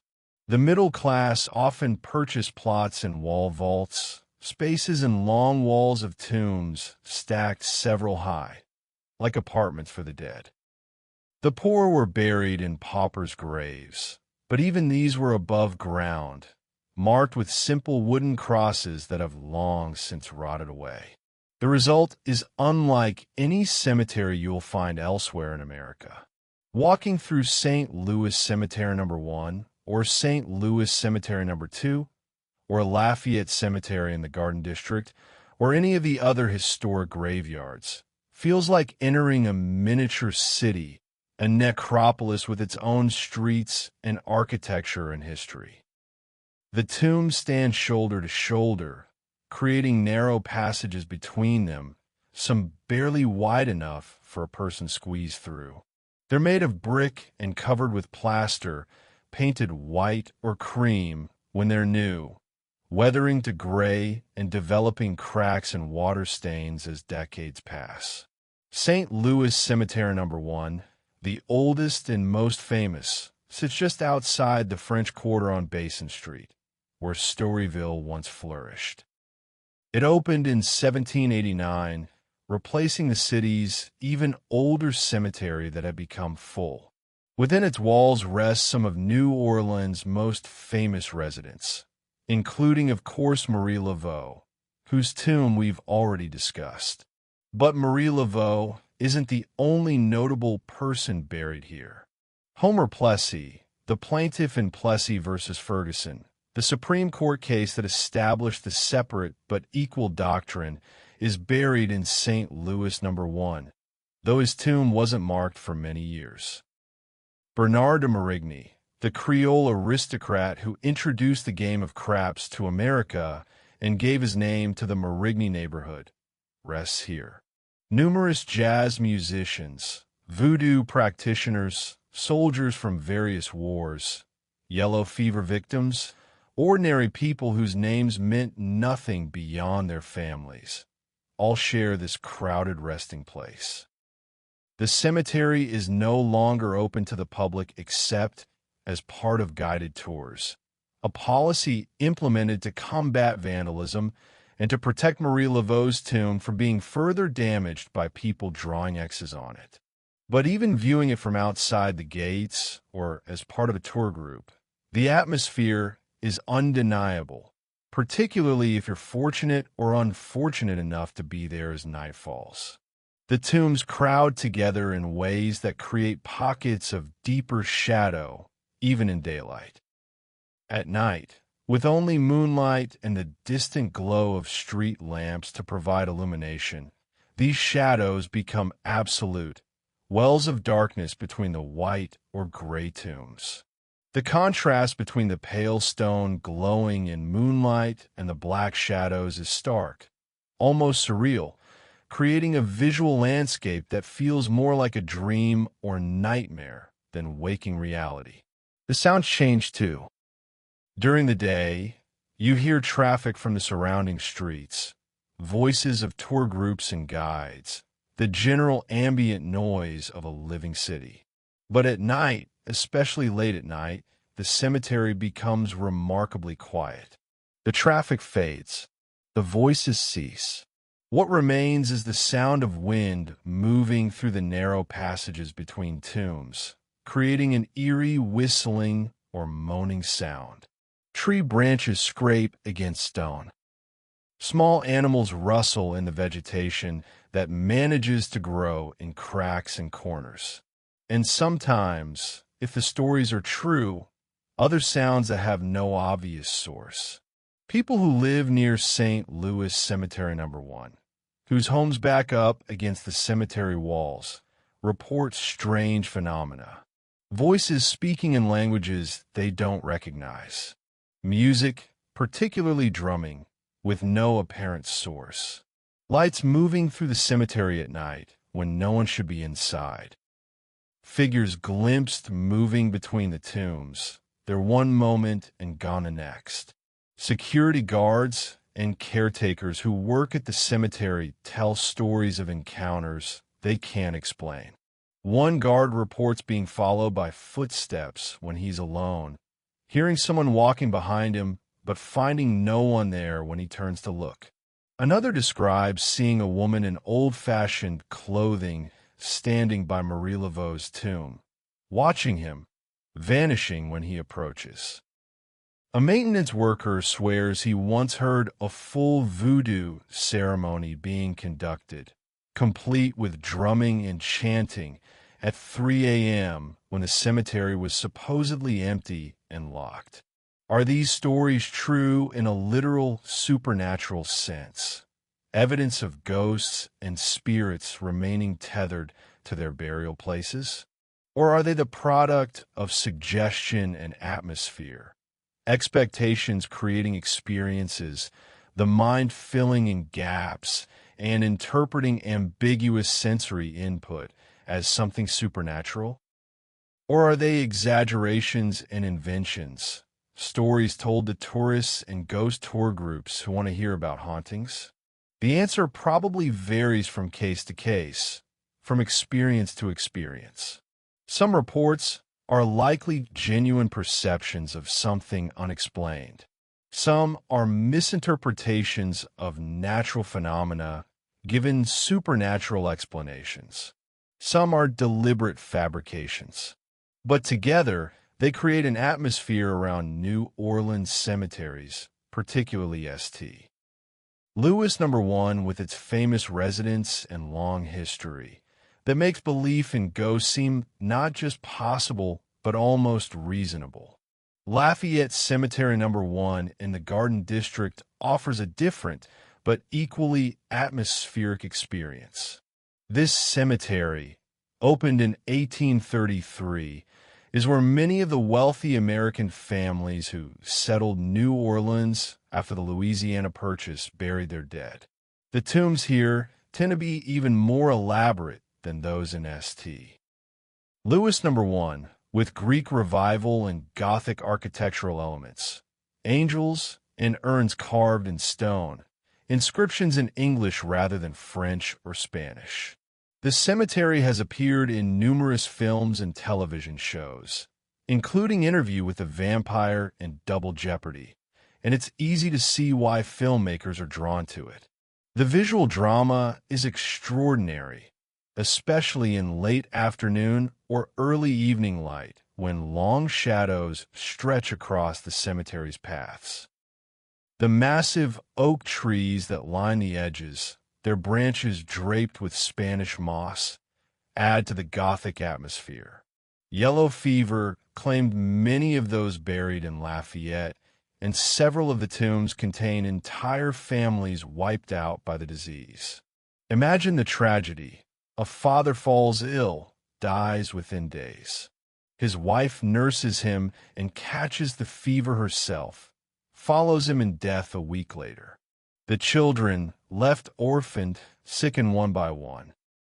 Within a month, an entire family has been erased, and their tomb, freshly built to hold one or two members over generations, instead becomes filled immediately with the whole family dying nearly simultaneously. These tragedies leave marks, both on the historical record and, some believe, on the spiritual landscape. The tombs of yellow fever victims seem to carry a particular sadness, a weight of grief that sensitive people can feel even not knowing the history. Children's ghosts are frequently reported in Lafayette Cemetery. Not surprising given how many children are buried there, victims of yellow fever and other diseases that modern medicine has largely conquered. The Cemeteries Cemetery, much newer and much larger, opened in 1872 on the grounds of what had been the Metairie Racecourse. This cemetery represents a different tradition entirely, the rural cemetery movement that swept America in the 19th century, creating park-like burial grounds with winding roads and landscaping designed for both the dead and the living to enjoy. Metairie is huge, covering 150 acres, and it's where many of New Orleans' most prominent families, both old Creole lines and newer American wealth, have chosen to bury their dead. The tombs here are often massive, elaborate monuments that look like temples or mausoleums from ancient times. The Moriarty tomb is a massive Egyptian revival pyramid. The Brunswick tomb is a Gothic revival chapel. The Egan tomb features statues and stained glass. These aren't just burial places. They're statements of wealth and status, attempts to achieve a kind of immortality through impressive architecture. The cemetery is still open to the public without requiring a tour, and it's a favorite spot for photography, particularly at sunset when the light turns golden and catches the elaborate stonework and statuary. But at night, Metairie takes on a different character. The winding roads that seem charming in daylight become confusing, maze-like, easy to get lost in. The elaborate tombs that seem beautiful in afternoon light cast strange shadows in moonlight, their details becoming ambiguous, their stone angels looking almost alive. And there are stories, of course. A cemetery this large, this old, housing this many dead, accumulates stories the way it accumulates moss and lichen. A ghostly woman in white who appears near certain tombs. A phantom Confederate soldier walking eternal patrol. The sound of horses' hooves from the cemetery's racetrack past, Phantom races run by long-dead horses ridden by dead jockeys, heard but never seen. Lights that move through the cemetery at night with no human source. Cold spots that persist even on humid summer nights. The Jewish cemeteries in New Orleans have their own traditions and their own hauntings. The Hebrew Rest cemeteries, both number 1 in the Marigny and a larger number 3 in Gentilly, follow Jewish burial traditions while adapting to New Orleans' above-ground necessity. The tombs here often feature stars of David and Hebrew inscriptions, and the layout follows Jewish cemetery practices with sections for different organizations and families. The hauntings reported in Jewish cemeteries seem to have a different character than those in Christian cemeteries, perhaps because of different beliefs about the afterlife and the dead, or perhaps just because of different cultural frameworks for interpreting unexplained experiences.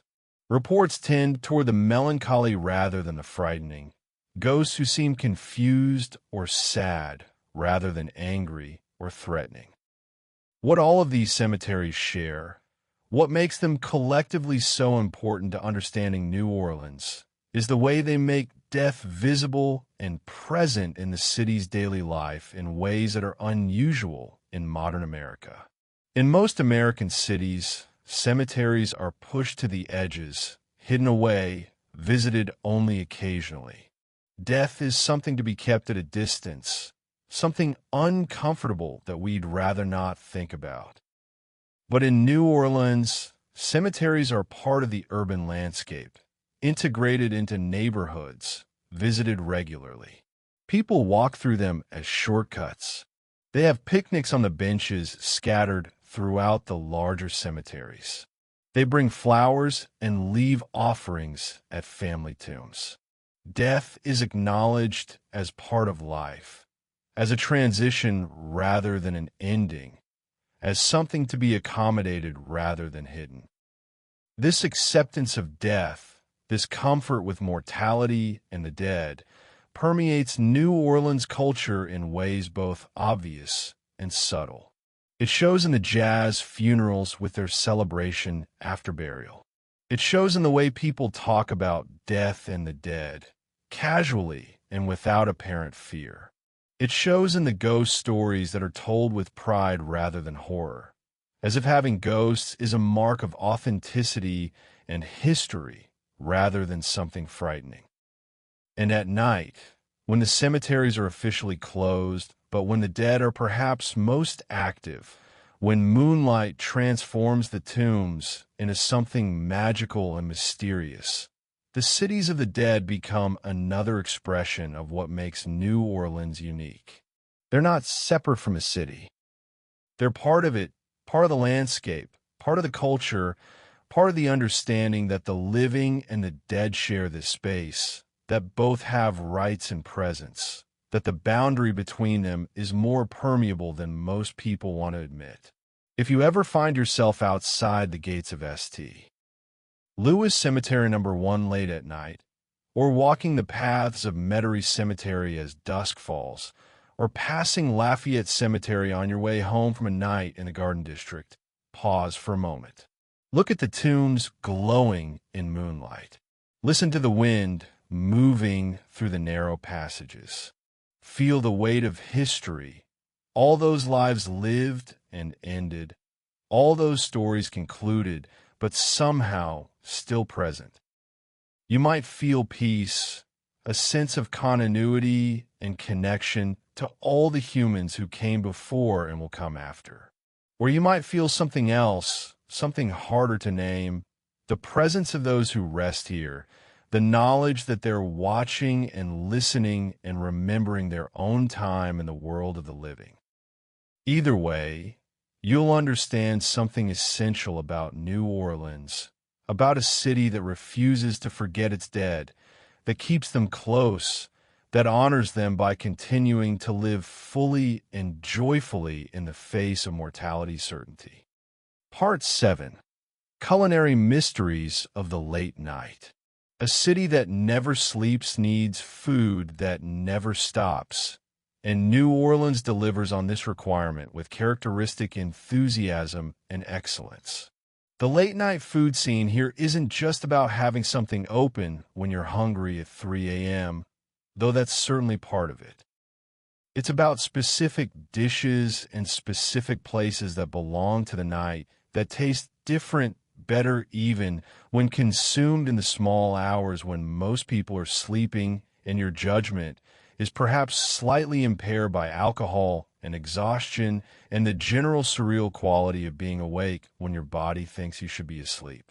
Let's start with the most iconic late-night New Orleans eating experience, Café du Monde and its legendary beignet. The café, located at the edge of the French Quarter facing Jackson Square, operates 24 hours a day, closing only on Christmas Day and during hurricanes. It's been serving café, au lait, and beignet since 1862, and it's become so iconic that you can hardly say you visited New Orleans without stopping here, preferably late at night or very early in the morning when the tourist crowds have thinned. The beignet itself is simple, almost too simple to explain why it's so beloved. It's essentially fried dough covered in powdered sugar, a basic pastry that exists in various forms across many cultures. But somehow, Café du Monde has perfected the form. The dough is light and airy, fried until just the right degree of golden brown, hot enough that steam rises when you bite into it. Then it's buried, absolutely buried, in powdered sugar to the point that you will inevitably end up covered in white powder, looking like you've been in a snowstorm. The café au lait, served in thick white ceramic cups, is the perfect accompaniment. It's half coffee, half milk, both heated separately and poured together, sweeter and milder than straight coffee, but still providing enough caffeine to keep you going through a long night. The combination of hot fried dough with powdered sugar and sweet coffee is deeply satisfying in a way that transcends the simplicity of the components. But the beignet itself is only part of the experience. The other part is where and when you eat it. Sitting at one of the open-air tables at 3 a.m., watching the last drunks stagger past, listening to distant music still playing somewhere in the quarter, feeling the humid night air on your skin, the powdered sugar coating your fingers and shirt, and probably your hair by the time you're done. This is quintessentially New Orleans, a moment that captures something essential about the city's relationship with pleasure and indulgence, and not taking life too seriously. The cafe serves nothing but beignet and beverages, a focused menu that hasn't changed in over 150 years. They've perfected these two things and see no reason to diversify. The simplicity is part of the charm. You're not there for options. You're there for beignet and café au lait, period. And somehow this limitation feels right, feels honest, in a city that often deals with complexity and ambiguity. For something more substantial, late-night New Orleans offers the po' boy, that overstuffed sandwich that's become as iconic as the beignet. The po' boy originated in the 1920s, reportedly created by the Martin brothers, former streetcar conductors who opened a restaurant and supported striking streetcar workers by giving them free sandwiches. When a striker would approach, they'd say, "Here comes another poor boy," and the name stuck. The classic po' boy uses French bread, specifically the New Orleans variety with its crispy crust and fluffy interior, split lengthwise and piled high with fillings. The most traditional versions feature fried seafood, either shrimp or oysters, battered and deep-fried and placed on the bread while still hot, dressed with lettuce and tomatoes and pickles and mayonnaise. The result is a sandwich so messy that eating it properly is impossible. The bread gets soggy from the seafood and the dressing, the fried coating on the shrimp or oysters flakes off, Everything kind of collapses as you eat it. But the combination of textures and temperatures, hot crispy seafood against cold vegetables against soft bread, is absolutely delicious. Other po' boy varieties include roast beef with gravy, smoked sausage, fried catfish, soft shell crab, and even French fries for vegetarians or those on a particularly tight budget. Some places specialize in particular types. Some pride themselves on enormous, overstuffed sandwiches that challenge your ability to open your mouth wide enough. Some focus on quality over quantity, using better ingredients and thoughtful preparation. Multiple late-night establishments serve excellent po' boys after the bars start closing, and hungry drunks need something to soak up the alcohol and provide fuel for whatever the rest of the night might hold. Verdi Marte, a 24-hour deli in the Marigny, has become legendary for its huge variety of po' boys and its willingness to create custom combinations no matter how weird your request might be at 4 a.m. Coop's Place and a Quarter serves po' boys alongside other Creole dishes until 2 a.m. on weekdays and until 3 a.m. on weekends. The late-night food trucks that set up on Frenchmen Street offer their own versions to crowds leaving the music clubs. The experience of eating a po' boy at 2 a.m. after a night of drinking and dancing and general revelry is profoundly satisfying in ways that eating the same sandwich at lunchtime wouldn't quite match.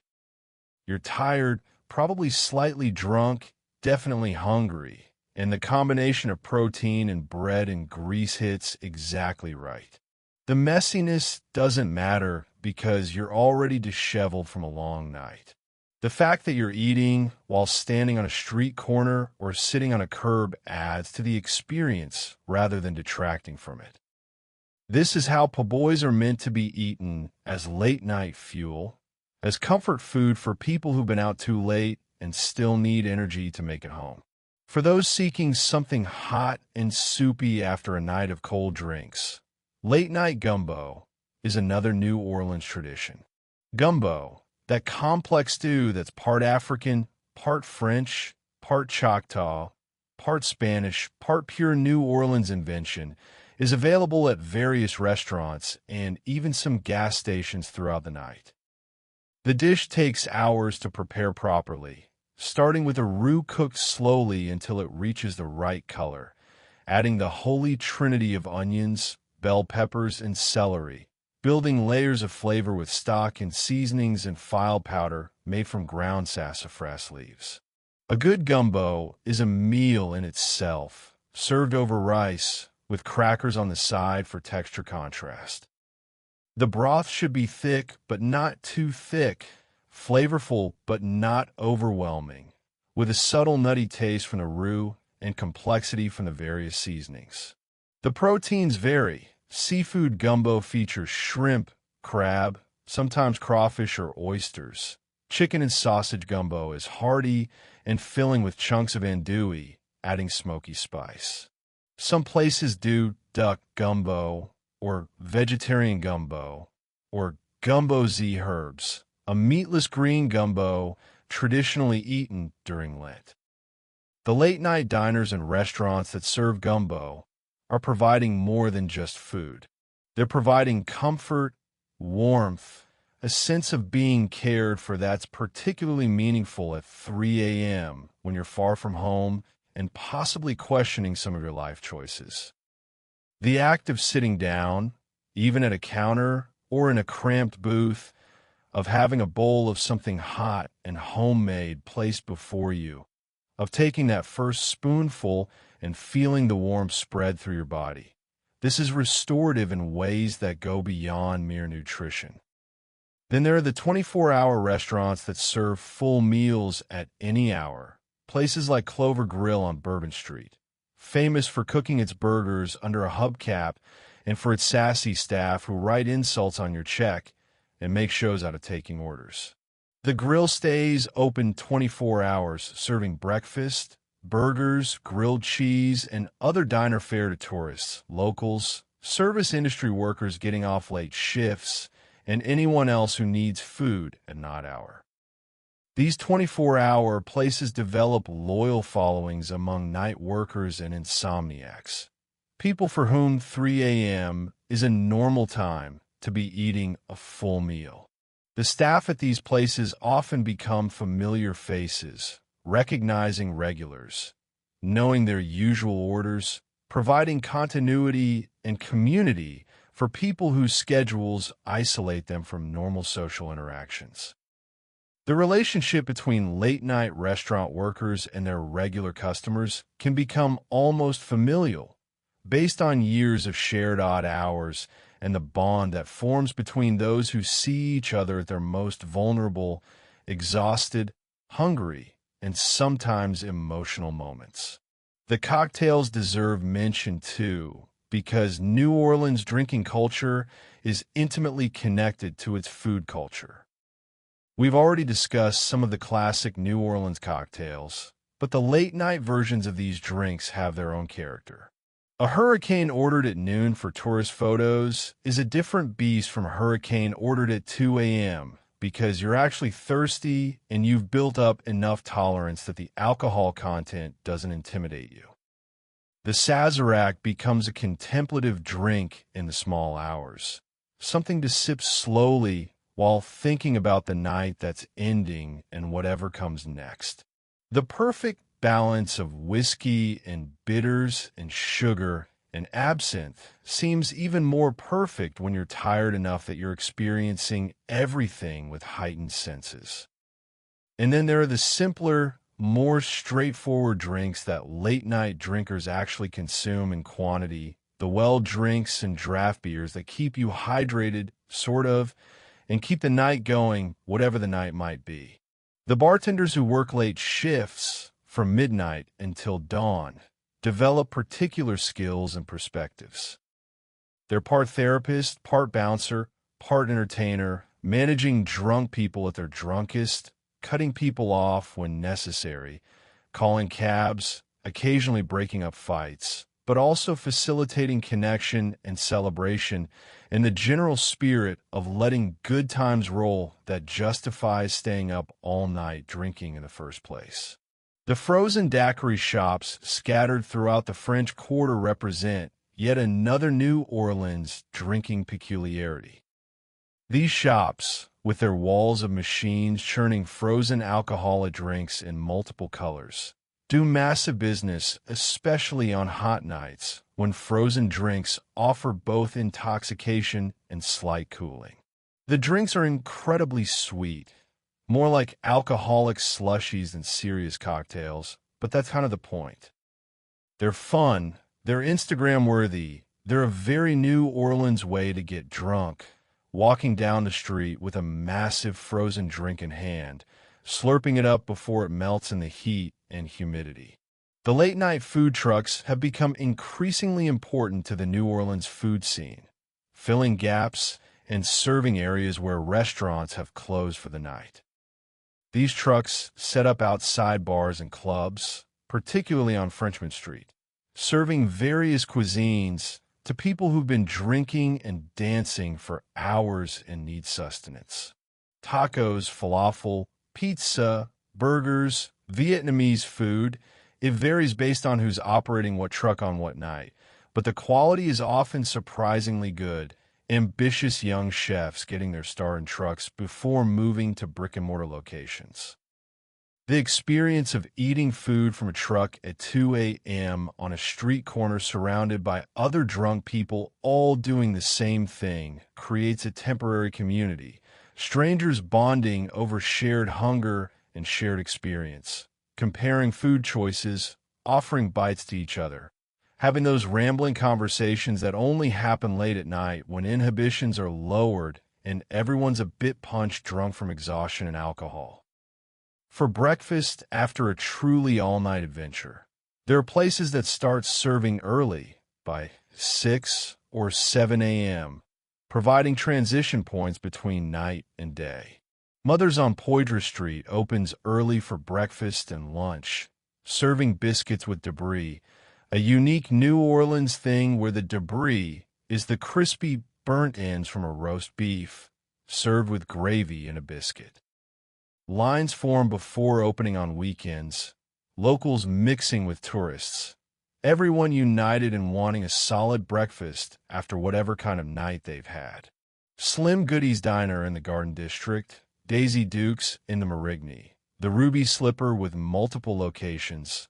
These breakfast places provide landing points for people whose nights have stretched into morning, offering eggs and grits and bacon and pancakes and gallons of coffee to people who desperately need all of those things.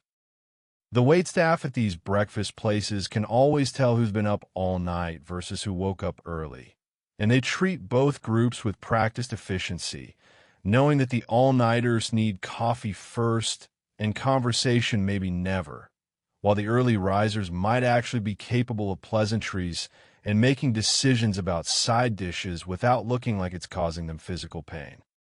This whole late-night food ecosystem, from Café du Monde Beignet to Po' Boys to Gumbo to breakfast diners, represents another way that New Orleans supports its nocturnal culture, ensuring that people can stay out all night and be fed and fueled and cared for at any hour. The food is part of the night's experience, not separate from it, not an afterthought, but integral to the rhythm and flow of how nights unfold in this city that never sleeps. As 3 a.m. approaches and then passes, New Orleans enters its witching hours, those liminal times between night and morning when the city belongs almost entirely to those who work or play through darkness. The tourists have long since retreated to their hotels.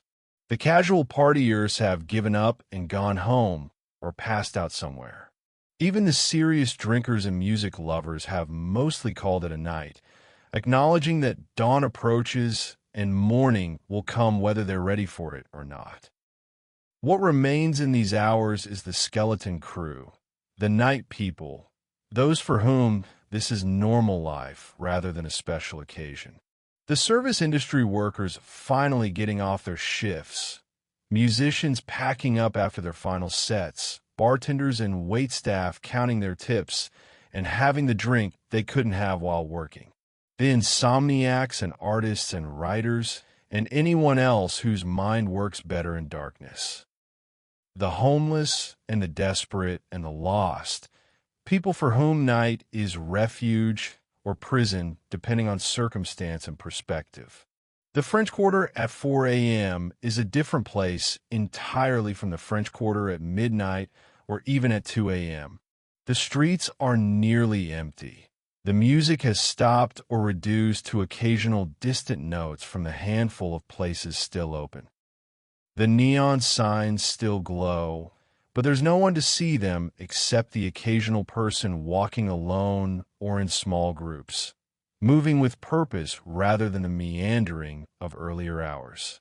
This is when the street cleaners emerge, city workers hosing down Bourbon Street, removing the night's accumulated debris, preparing the canvas for tomorrow's revelry. The workers move efficiently, professionally, washing away vomit and spilled drinks and discarded beads and all the physical evidence of excess. By the time tourists emerge for breakfast, the streets will be clean again, reset, ready for another day and another night.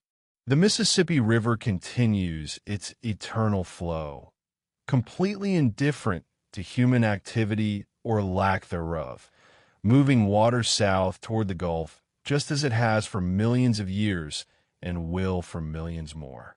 Standing by the river at 4 a.m., you can feel the vastness of time, the insignificance of human concerns against the scale of geological and hydrological forces. The city was built in defiance of this river, carved out of swampland that the river created and could easily reclaim. Every night that passes is a small victory, another 24 hours where the city survives against geography and climate and probability. The birds begin to stir as 5 a.m. approaches. their morning calls breaking the silence even though darkness still prevails. Pigeons and sparrows and mockingbirds, all the urban birds that have adapted to city life, begin their day while the human city is still largely asleep. They perch on wrought iron balconies and on the heads of statues in Jackson Square, calling to each other, establishing territories, doing whatever it is birds do in the hour before dawn. Then slowly, so slowly you barely notice it happening, the sky begins to lighten. Not full dawn yet, but the transition from true darkness to that pre-dawn grayness. The streetlights and neon signs become less necessary. You can start to see further down streets without artificial light. The city reveals itself in shades of gray before color returns. The earliest risers begin to appear, people jogging through the quarter despite the heat and humidity, getting their exercise in before the day's full heat arrives. Coffee shops begin opening, brewing their first pots, the smell of coffee wafting into streets still marked by last night's alcohol odors. Delivery trucks make their rounds, restocking bars and restaurants, their diesel engines loud in the morning quiet. And somewhere in this transition, night ends and day begins, though the exact moment is impossible to pinpoint. New Orleans shifts from its nocturnal to its diurnal mode, different people emerging for different purposes. The city that never slept through the night doesn't exactly wake up because it was never fully asleep. It transforms, shifts energy, changes character. But the night's experiences remain in the memories of those who live them. The music heard, the people met, the drinks consumed, the food eaten, the ghosts may be seen, the voodoo spirits possibly felt, the jazz that moved you to dance, the architecture that made you believe in beauty, the river that reminded you of time's passage, the cemeteries that made death seem less frightening. All of this becomes part of your personal New Orleans, your private history with this strange and wonderful city. New Orleans after midnight is many things to many people. For tourists, it's spectacle and adventure, a chance to cut loose in ways they wouldn't at home. For locals, it's community and culture, the backdrop to their daily lives. For musicians, it's opportunity and tradition, the chance to participate in something larger than themselves. For the spirits and ghosts that supposedly walk these streets, it's their time, when the veil is thinnest and they can make their presence known. The city's relationship with darkness, with night, with the hours when others sleep, defines it in ways that are hard to express, but impossible to miss once you've experienced them. New Orleans isn't just a city that has nightlife, like any city has nightlife. It's a city where nightlife is central to its identity, where the darkness brings out its true character, where some essential part of its soul only reveals itself after sunset. This is the town that never slept, the city where night is sacred time, where music and food and drink and spirituality and community all blend together in the darkness, where the living and the dead share space with remarkably little conflict, where joy and sorrow dance together to jazz rhythms, where excess and abandon are balanced by deep traditions and genuine culture, where every night offers the possibility of magic, mystery, connection, and transformation. So as our journey through New Orleans after midnight comes to its end, as we've walked from twilight through the deepest darkness and into the first hints of dawn, what have we learned? Perhaps that darkness isn't something to fear, but something to embrace. That night offers gifts that daylight cannot match. That some truths only reveal themselves in shadows. That music sounds sweeter and food tastes better and conversations go deeper when the sun has set and the ordinary rules no longer fully apply. We've walked with Marie Laveau through her Voodoo ceremonies, felt the power of spiritual traditions that have survived centuries of suppression. We've listened to jazz being born in Storyville and being reborn every night in clubs throughout the city, heard the voices of musicians speaking truths through their instruments. We felt the presence of ghosts in haunted buildings, whether literally or metaphorically, acknowledged that the past never fully releases its grip on the present in a city this old and this marked by tragedy and triumph.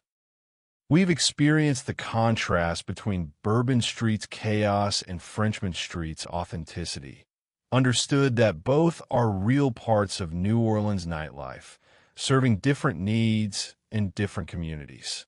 We've walked through cities of the dead in Moonlight, made peace with mortality in a place where death is acknowledged rather than hidden.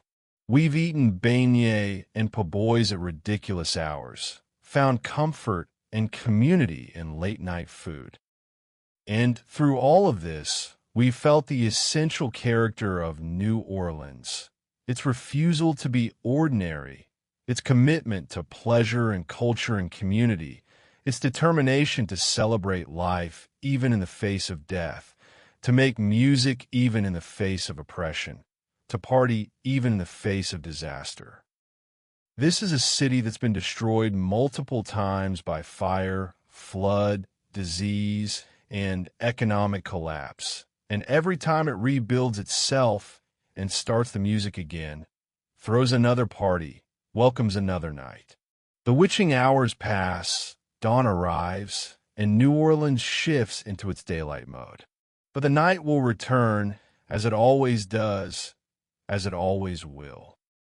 And when it does, the city will once again reveal its true nocturnal nature, will once again become the place where magic happens, where spirits walk, where jazz plays, where anything is possible, where the good times roll on forever, or at least until the sun rises again.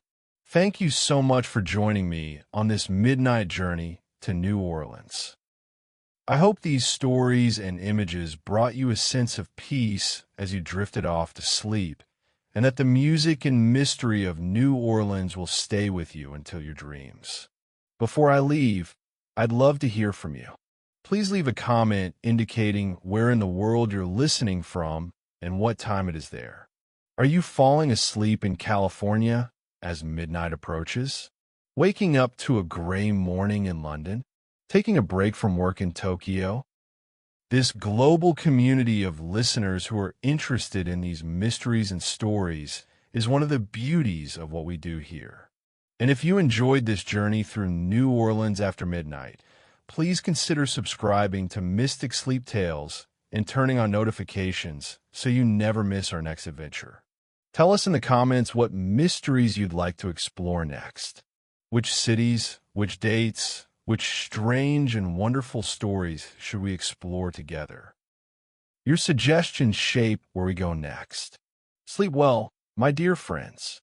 May good times continue, even in your dreams. Good night.